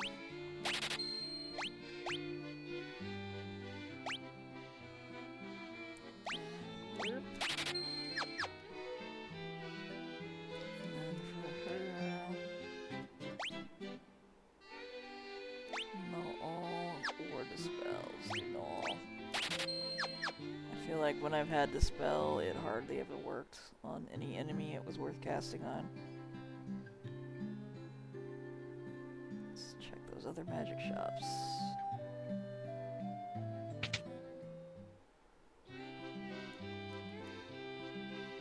Got that one. She doesn't have a slot for that one.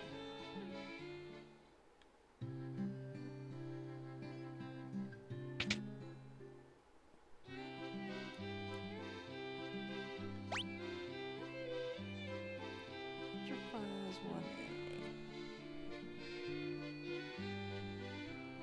I don't think I'm gonna mess with that one. I don't have so much money that I want to just spend it on something I don't think I'll use.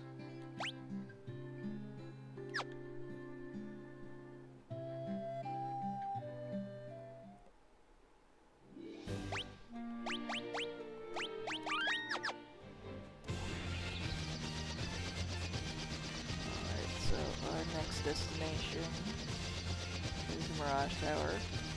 It's in the desert, we can't park right by it, we'll park down here.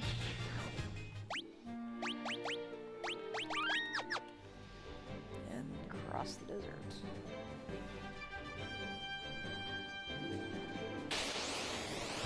Almost made it.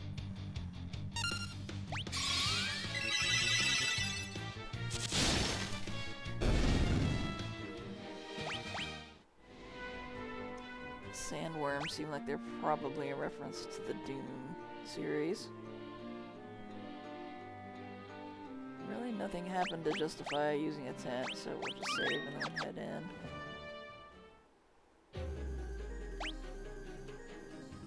If you try to go here before you get the chime, you just can't get in. Mirage Tower has 18 chests in it. This room has quite a few to go pick up.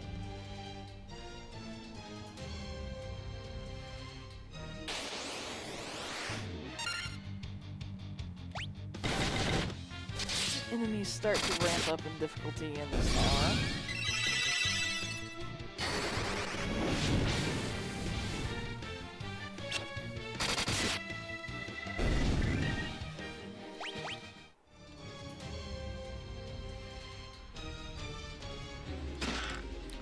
Tent.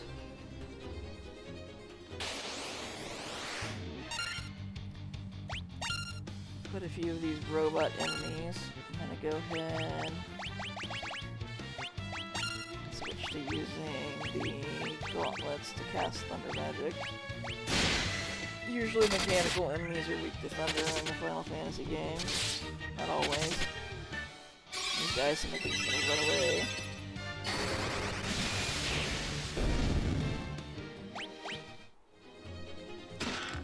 The Aegis Shield, which guards against stone and poison.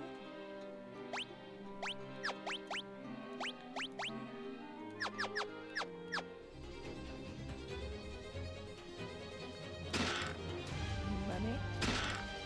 More money. The Vorpal Sword.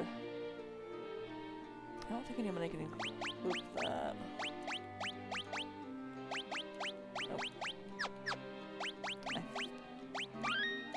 I think it might be a weapon for the Red Mage. A very sharp crescent blade, but I'm not sure.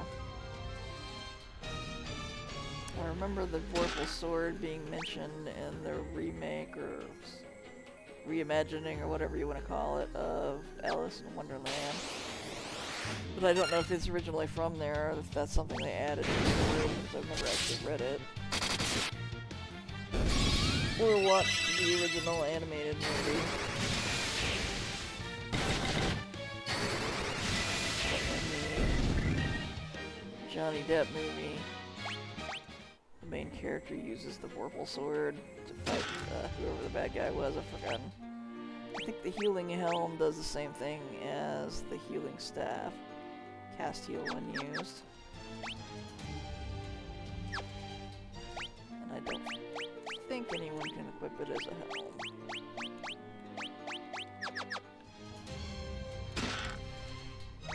Or if they can, it's not better than what they already have. Alright, that's all the treasure. So we just need to go out that other door and to that stairway.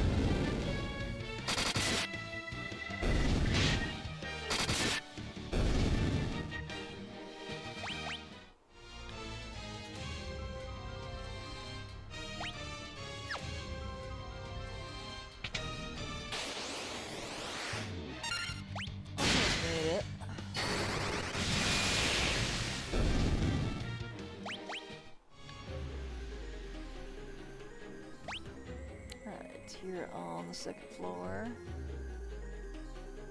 Looks like we need to make our way around to those doors.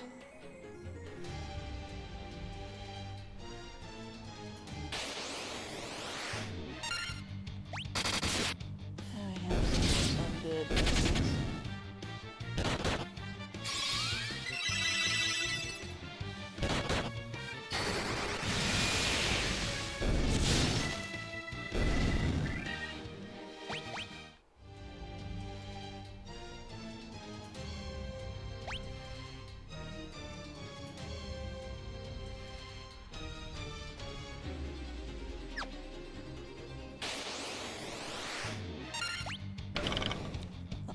This can make it.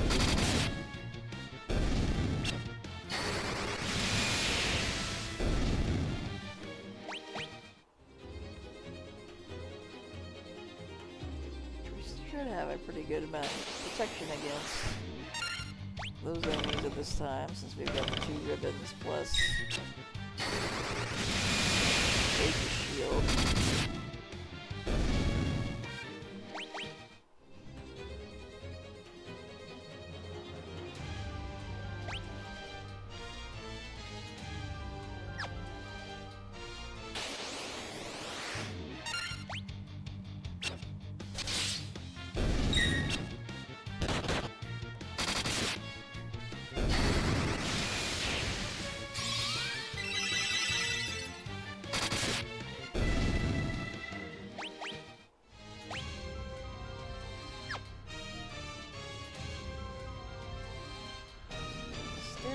top up there, but I'm gonna go see if there's anything in this room first.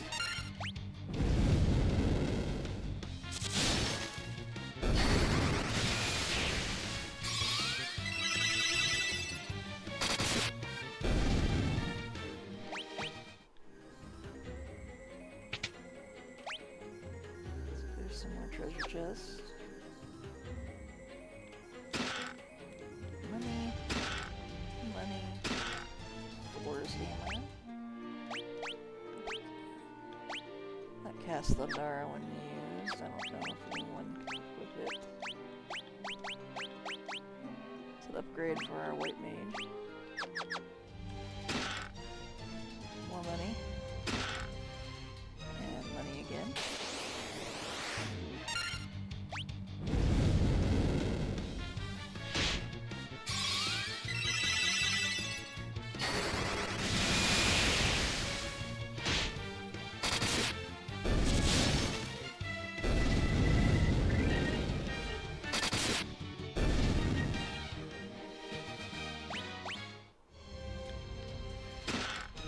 Cottage, money, the Sunblade.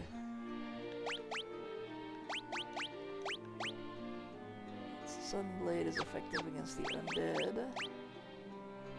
He's already got defenders, so we'll see if you can equip Sunblade. And he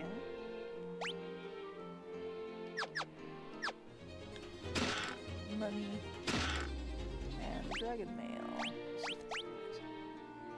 Mail fashioned from dragon scales that guards against fire and ice. That sounds pretty good.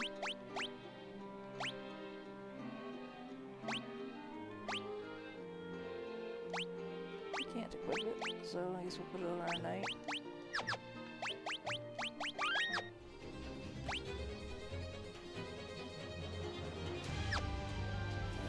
Just need to head to the stairs.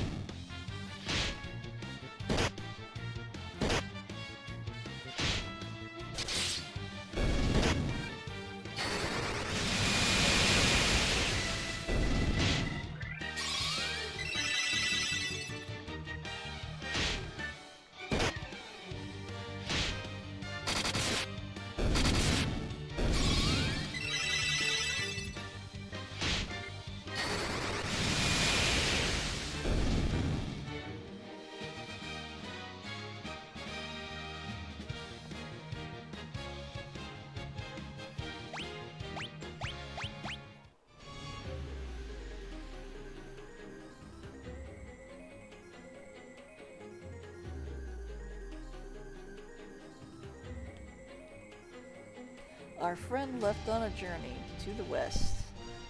He took the warp cube and went to see our master. So I guess that was letting you know to go back and find that other robot if you hadn't already done it. Because you're gonna need the, spoiler alert, warp cube to get from Mirage Tower to the Flying Fortress.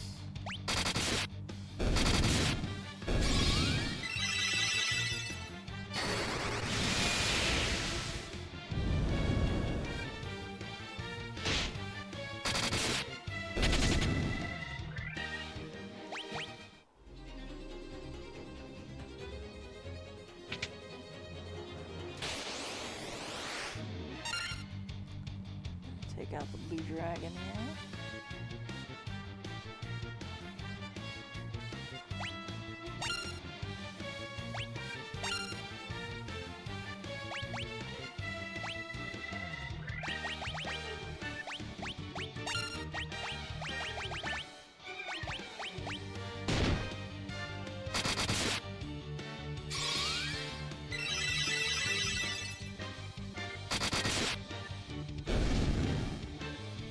Much easier than anticipated. Use the warp cube to travel beyond the sky. It will take you to the Flying Fortress.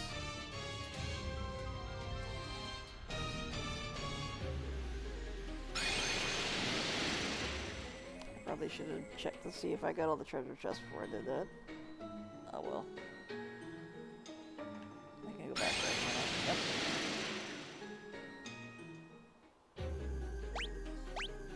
I did.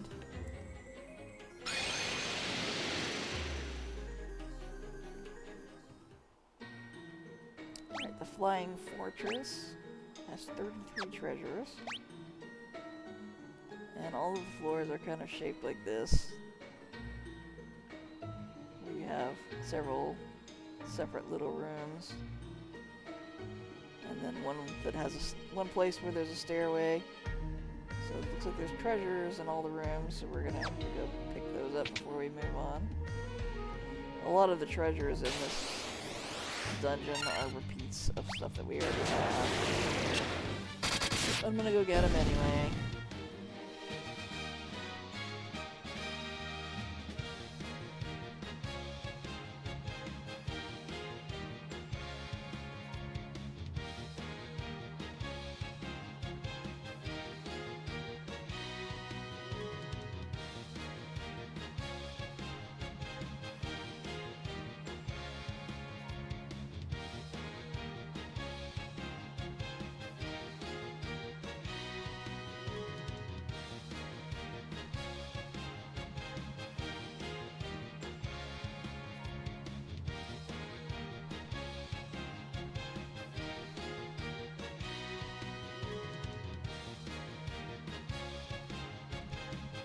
Apologies for that silence, I was responding to a text real quick.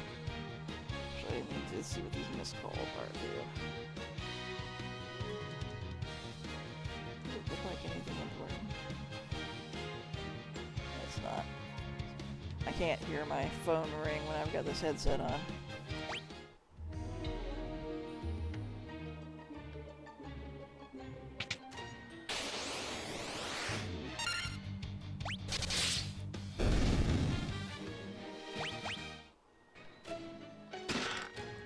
Money, and a potion, which I can't hold anymore.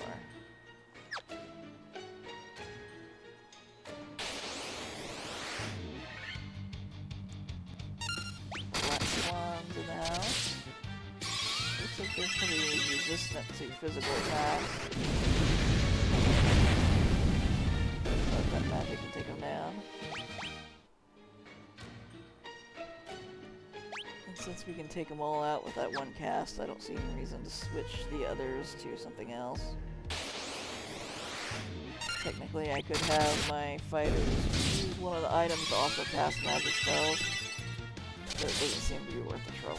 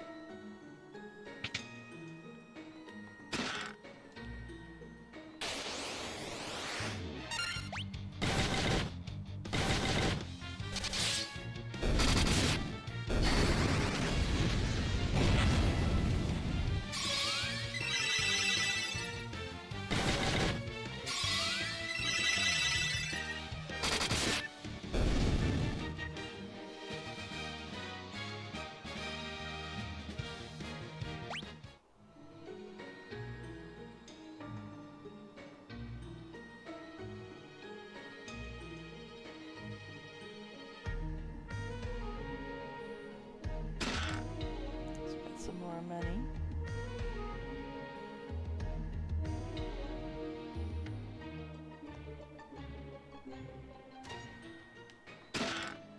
trying to multitask again. Alright, there's a protect ring, which guards against instant death. So that's pretty handy to have.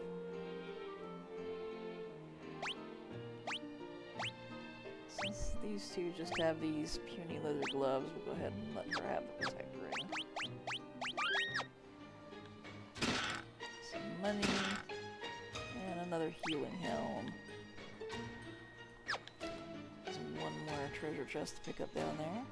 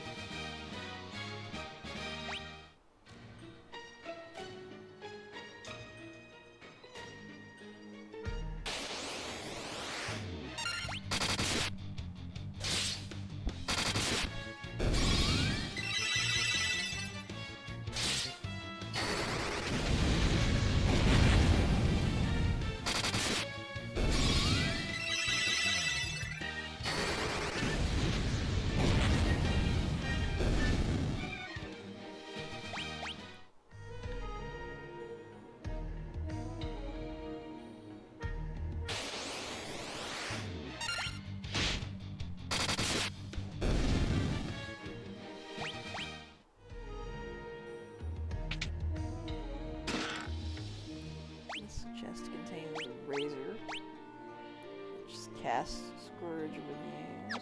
I don't think it's anything anybody's gonna use.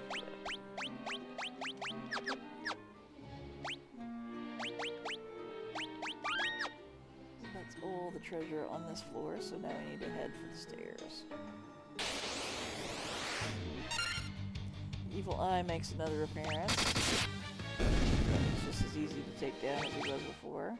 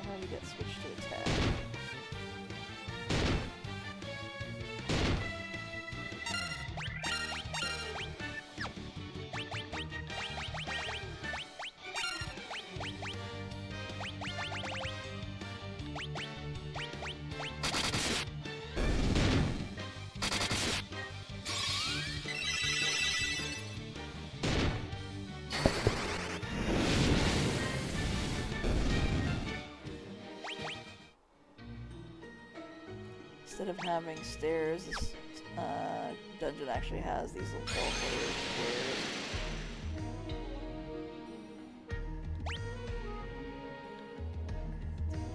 I'm just gonna pick a room and go inside so we can see what's in it.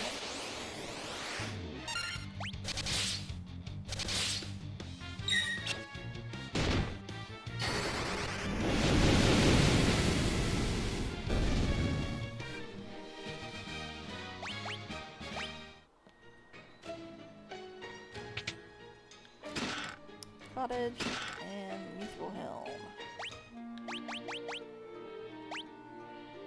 So nobody's gonna be equipping that.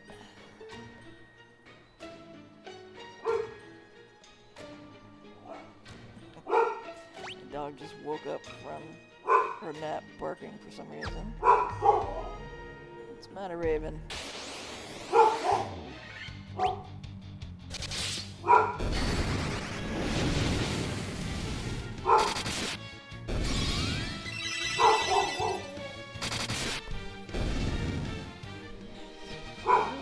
About something, but I have no idea what.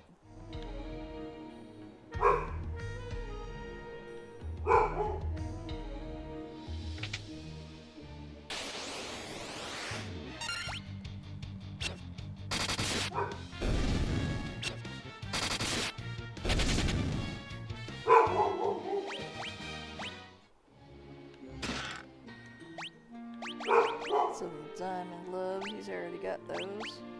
And I don't think anybody else can equip them. So let's It's another one that's kind of useless unless you've got multiple knights on the party.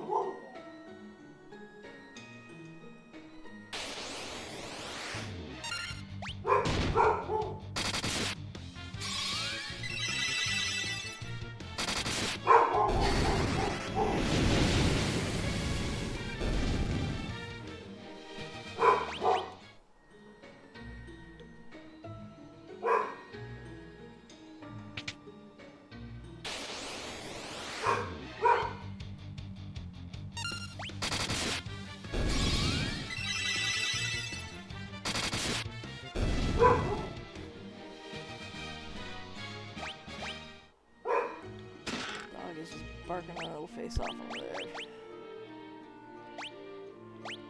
Can't equip that either. Another ribbon. I think they both already have ribbons, and I don't think either of these two can equip them. So that's not useful.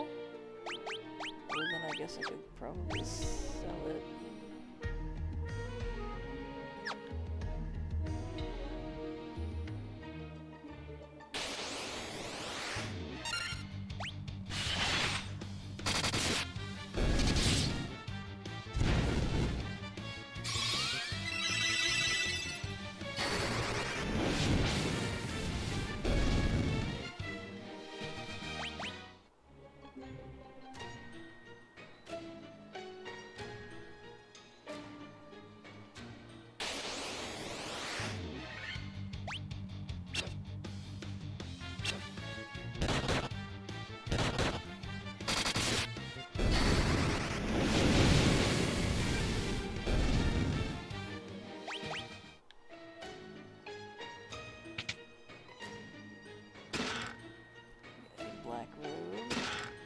White robe. Presumably those are for my wizards. But it doesn't read as optimal for either one, so I'm going to see what it does. White robe guards against fire and instant death. Cast Invisra when used. It's quite a bit weaker than the diamond armlet. So I don't know if it's really worth it. Black robe guards against ice and time irregularities. Cast Blizzaro when used, and it looks like it's about equal in stats to the ruby armlet, so I'm gonna go ahead and give her the black robe.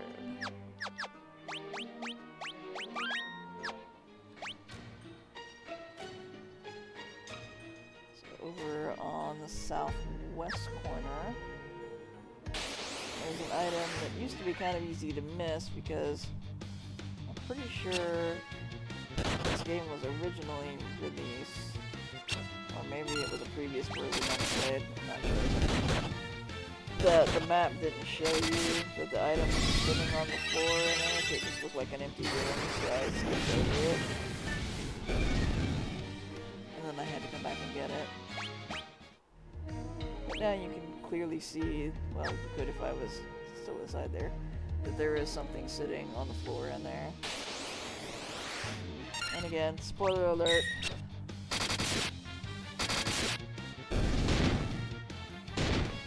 If you don't want to know what's in that room, let's skedaddle.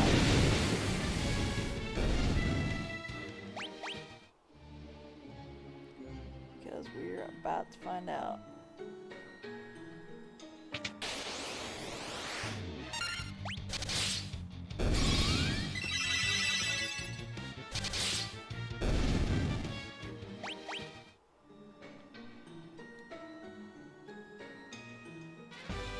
Obtain adamantite.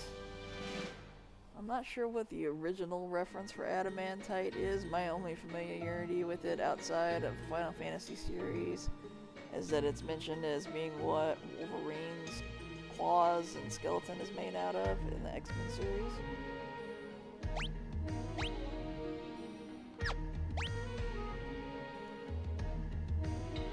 But earlier in the game, remember when we visited the dwarves, the smith mentioned that he could make us a sword if we brought him some adamantite. So if I don't forget, which I have done a number of times when I played this game, when I get out of here I'll take that over to him so we can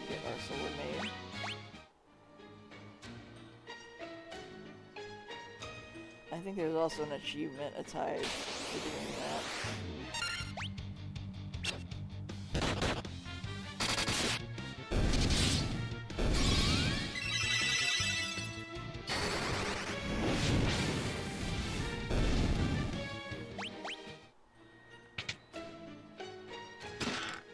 Money? More money. So that's all the treasure on this floor, so we're ready to hit the teleporter.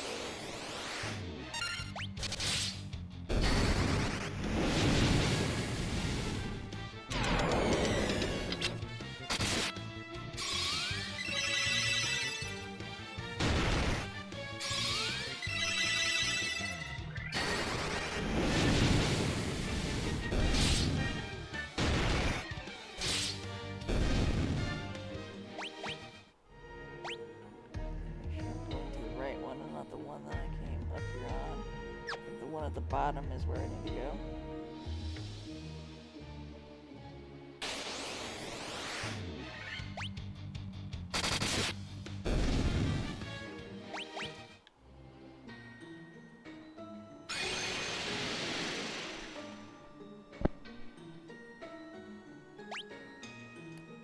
On this floor, we get more rooms.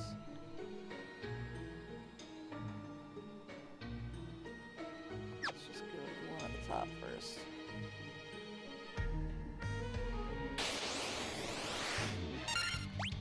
Vampire lords.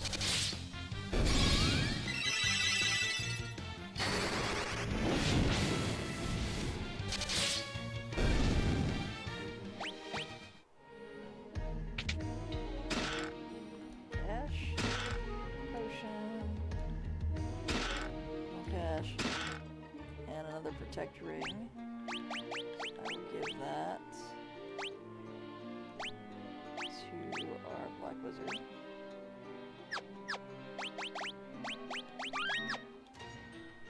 There's treasure over there, so let's head to that room. Actually, let's go over here to the right first.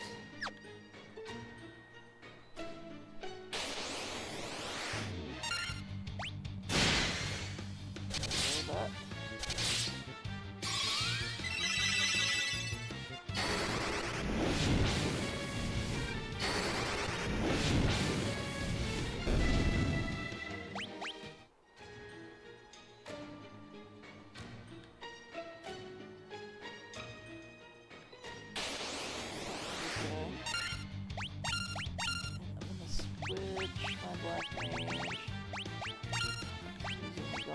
Since it doesn't seem like fire is doing much damage against this guy.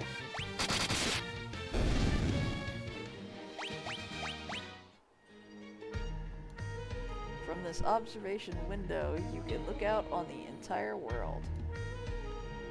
So let's have a look. The observation window looks out upon the world. The four forces of fire, earth, water, and wind appear as mist converging on a single point. A point at the center of the four altars. This must be the location of the Chaos Shrine. So, spoiler alert again, I guess.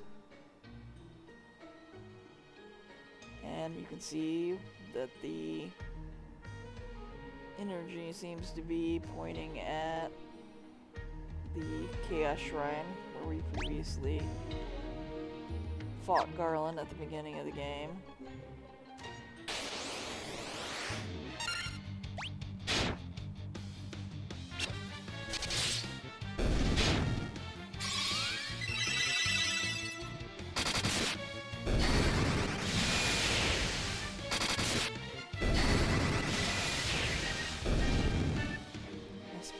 Nice of them to just straight up tell you where to go, rather than give a vague hint. Some money, protect cloak. I think that that's a shield that a mage can use. So we'll give it to our white mage. Clothes, more money, gold needle. And money. Nothing down there. Let's go over to the left and get those treasure chests.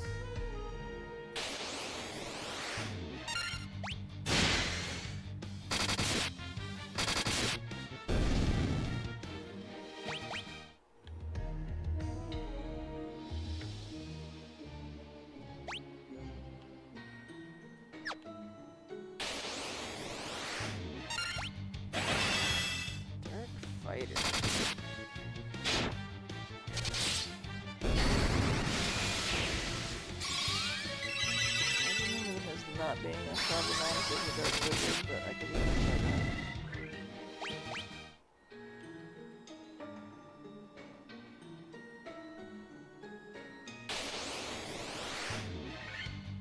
Fire Hydra.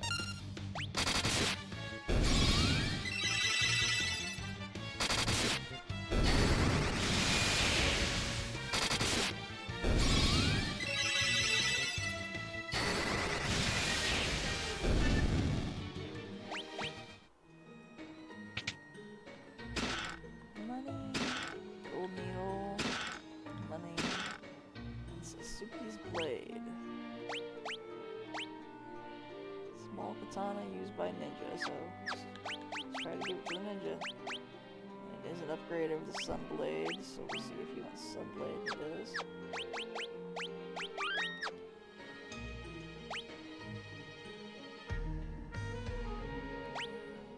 And that is all of the chests in this castle, or dungeon, or whatever you want to call it, fortress.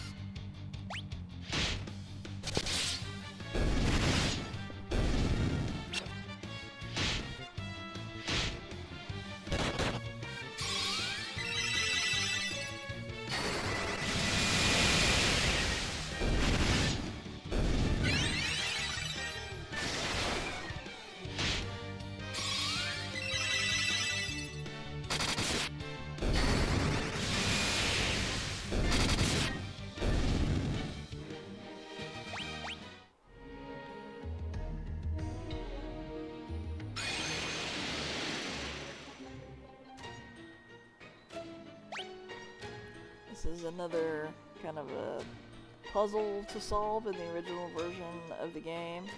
So if you don't want to know the solution, I would check out of the video at this point. In this version of the game, it's really not much of a puzzle because you can just look at the map.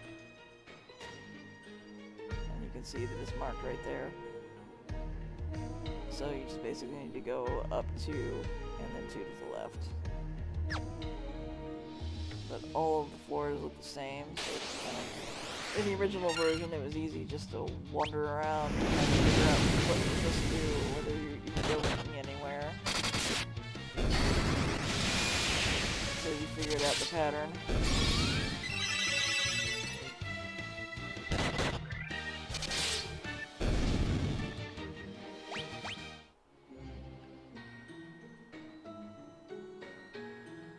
But now you can just check the map.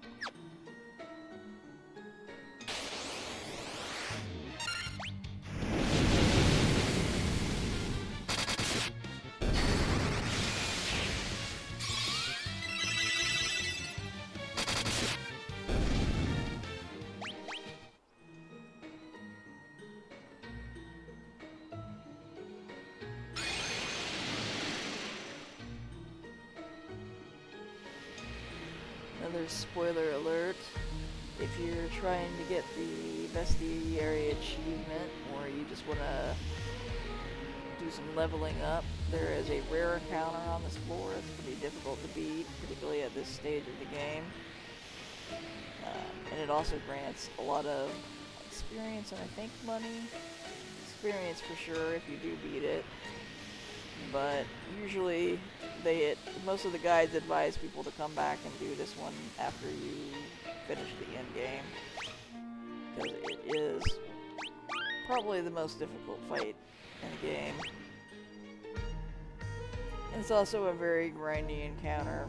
I don't remember what the percentage chance of it showing up being is, but it's really small. And I spent, when I was getting the achievement, a long time walking around on this floor before I ever got it.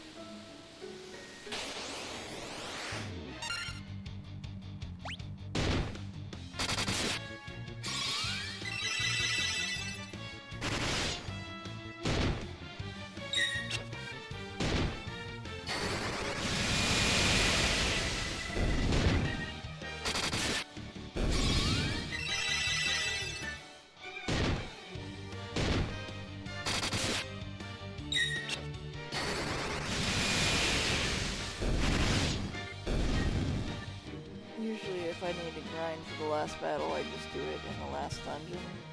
But some people like to come back to here and do it in this hallway because you get so much experience if you win that fight.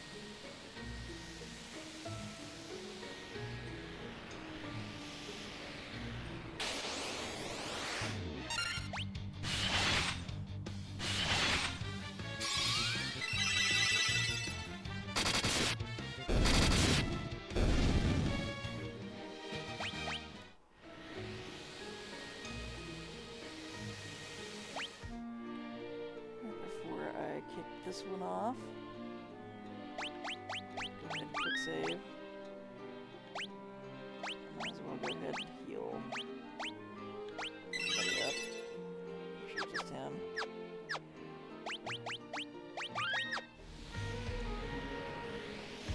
The Lich Merilith the Kraken. You have defeated 3 fiends and reached my lofty perch.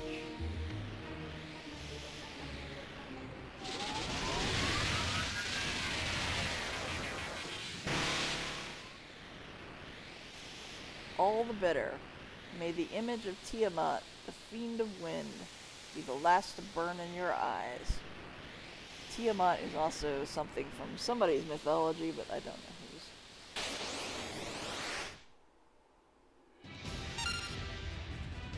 Even in the pixelated graphics, he's a pretty impressive looking character.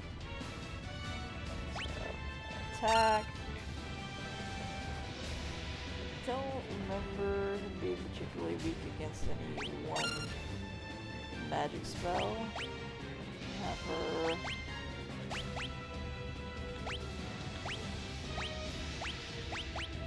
Let's try some null all. Well, that I thought maybe it would work on the whole party, but it doesn't. So.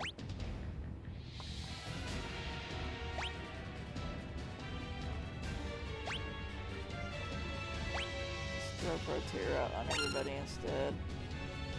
And I'm going to have start out by timbering them. You see they're doing a pitiful amount of damage to their weapons right now.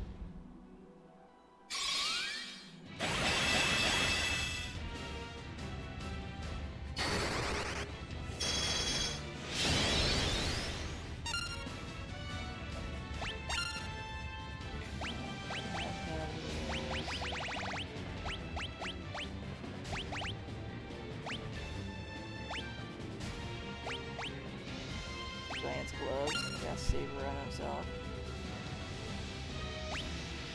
Forecast. Aurora. And have him do.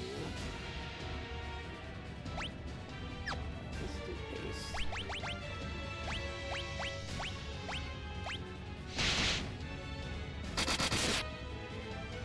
Just that one temper boost to the attack power a lot. Hopefully haste will boost it further.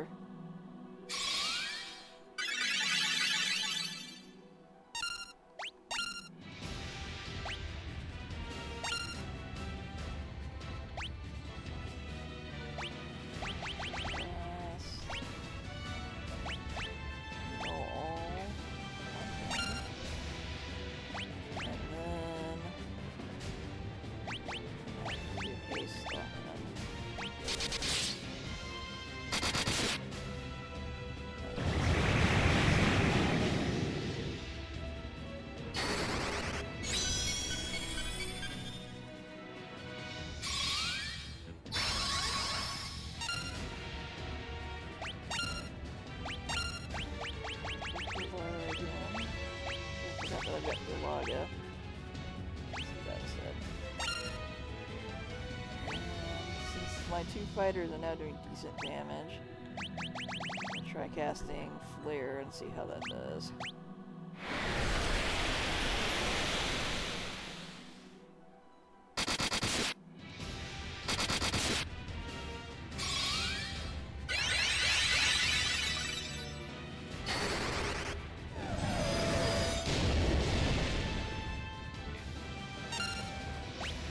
Pretty good.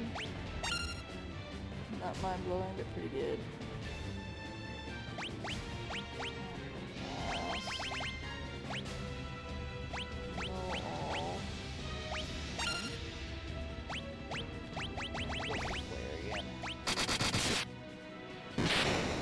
We don't need it. Down goes Tiamat.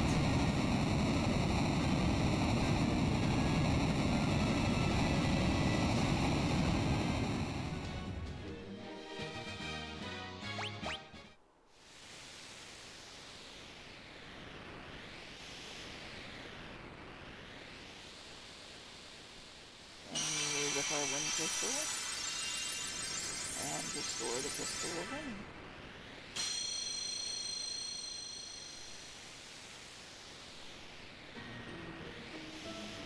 This is the altar of wind, from which the power of wind flows forth. Go ahead and quick save just in case. I would hate to run into that one enemy while I'm trying to get to the work point.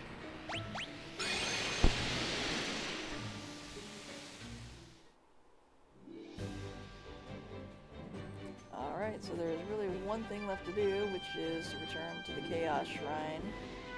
But that's a fairly lengthy dungeon, and I'm starting to get a little sleepy, so I think I'm going to go ahead and wrap things up for tonight, and we will pick things back up tomorrow with the Chaos Shrine Part 2. So I think before I log out,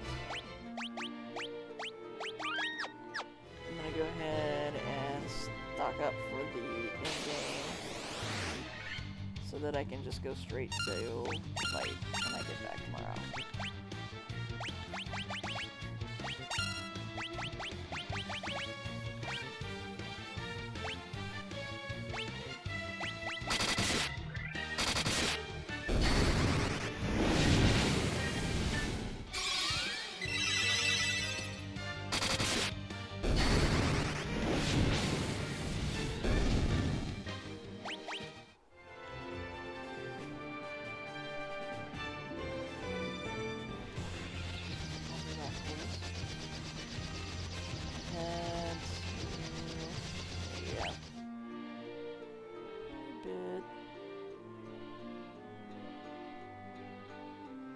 I'm gonna get those other spells though, because I just don't think I would use them. Getting Cornelia and stuff in the inn.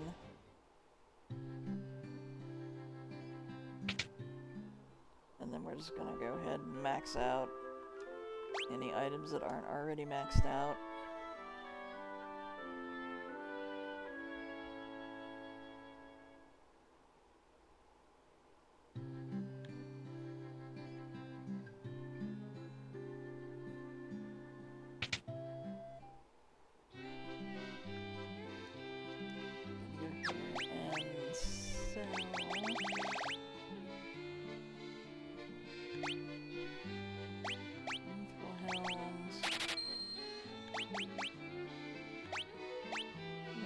To some of the specialty armor just in case.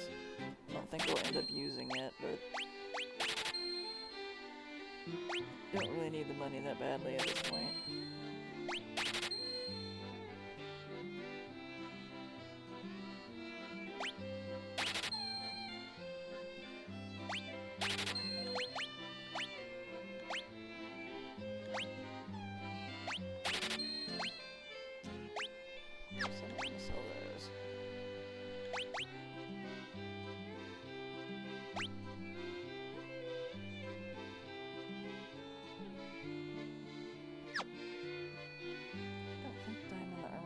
Special protective ability, but I'm hang on to it anyway.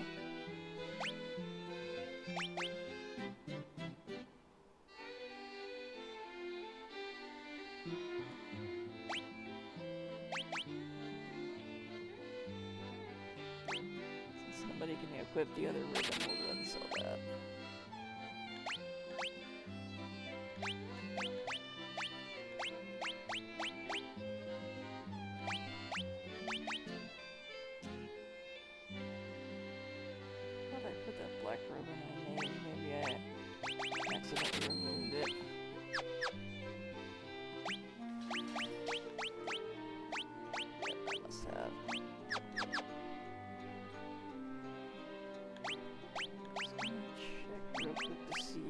Diamond gear has any function. Guards against lightning, so I will hang on to that just in case.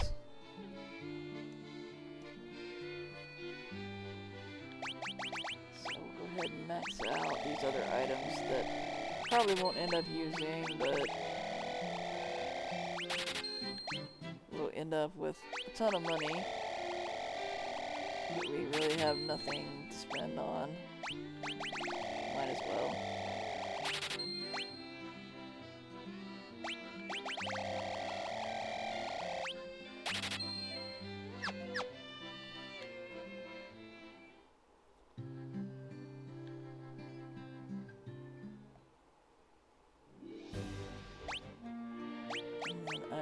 use the money that I have left.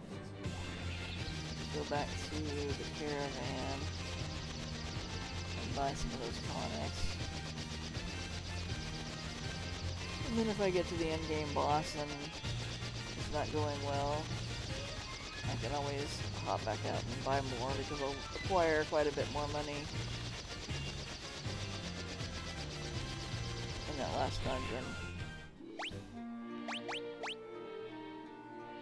that I can use if I need to.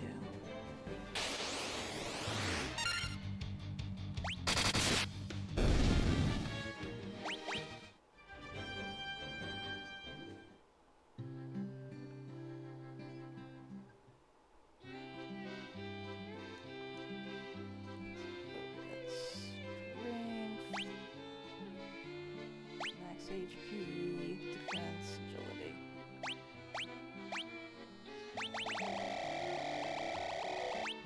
I have enough to just max everything out, so instead we'll just buy some of each.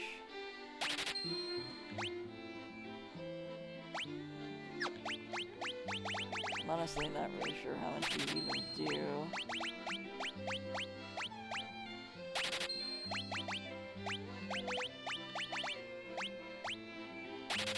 I never really notice a huge difference when I use them.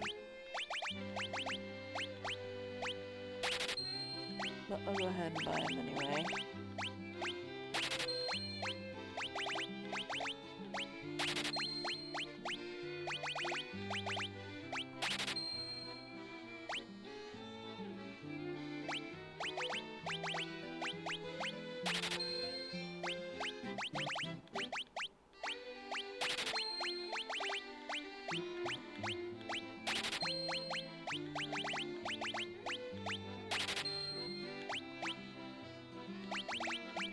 Just done some math to figure this out, but oh well.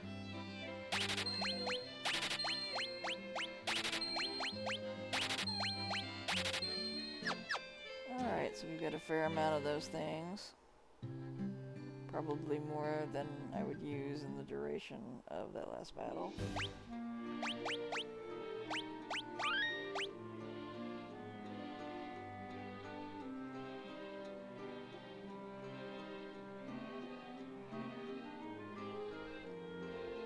I don't think that they stack or anything, although they could, but I don't think they do. But if you die, I'm pretty sure that you lose those effects, so you just have to keep reapplying them when characters get killed. It's the only real reason to have more of them. And I'm just gonna go down to where the Chaos Shrine's at. Oh, I almost forgot again. First, I need to go visit the dwarves. Totally gonna run off without getting my sword. Now, where are the dwarves? The dwarves are up here. No, they're not. The dwarves are over here.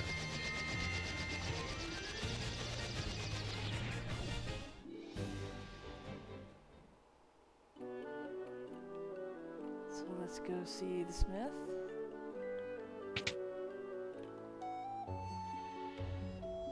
Give him the adamantite. Is this adamantite? Hoots! I'll use this to make you the finest sword you'll ever wield. Be very slow. And then we have a sword. Done. In all my years, I'd never crafted a finer sword. Go on, take her. She's yours.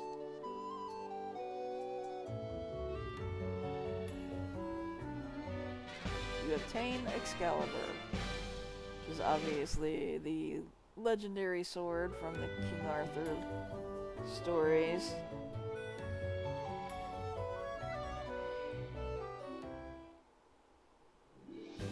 Which isn't even ultimately the best sword in this game, but we might as well have it, which I forgot to equip it. Pretty sure the knight's the only one that can use it.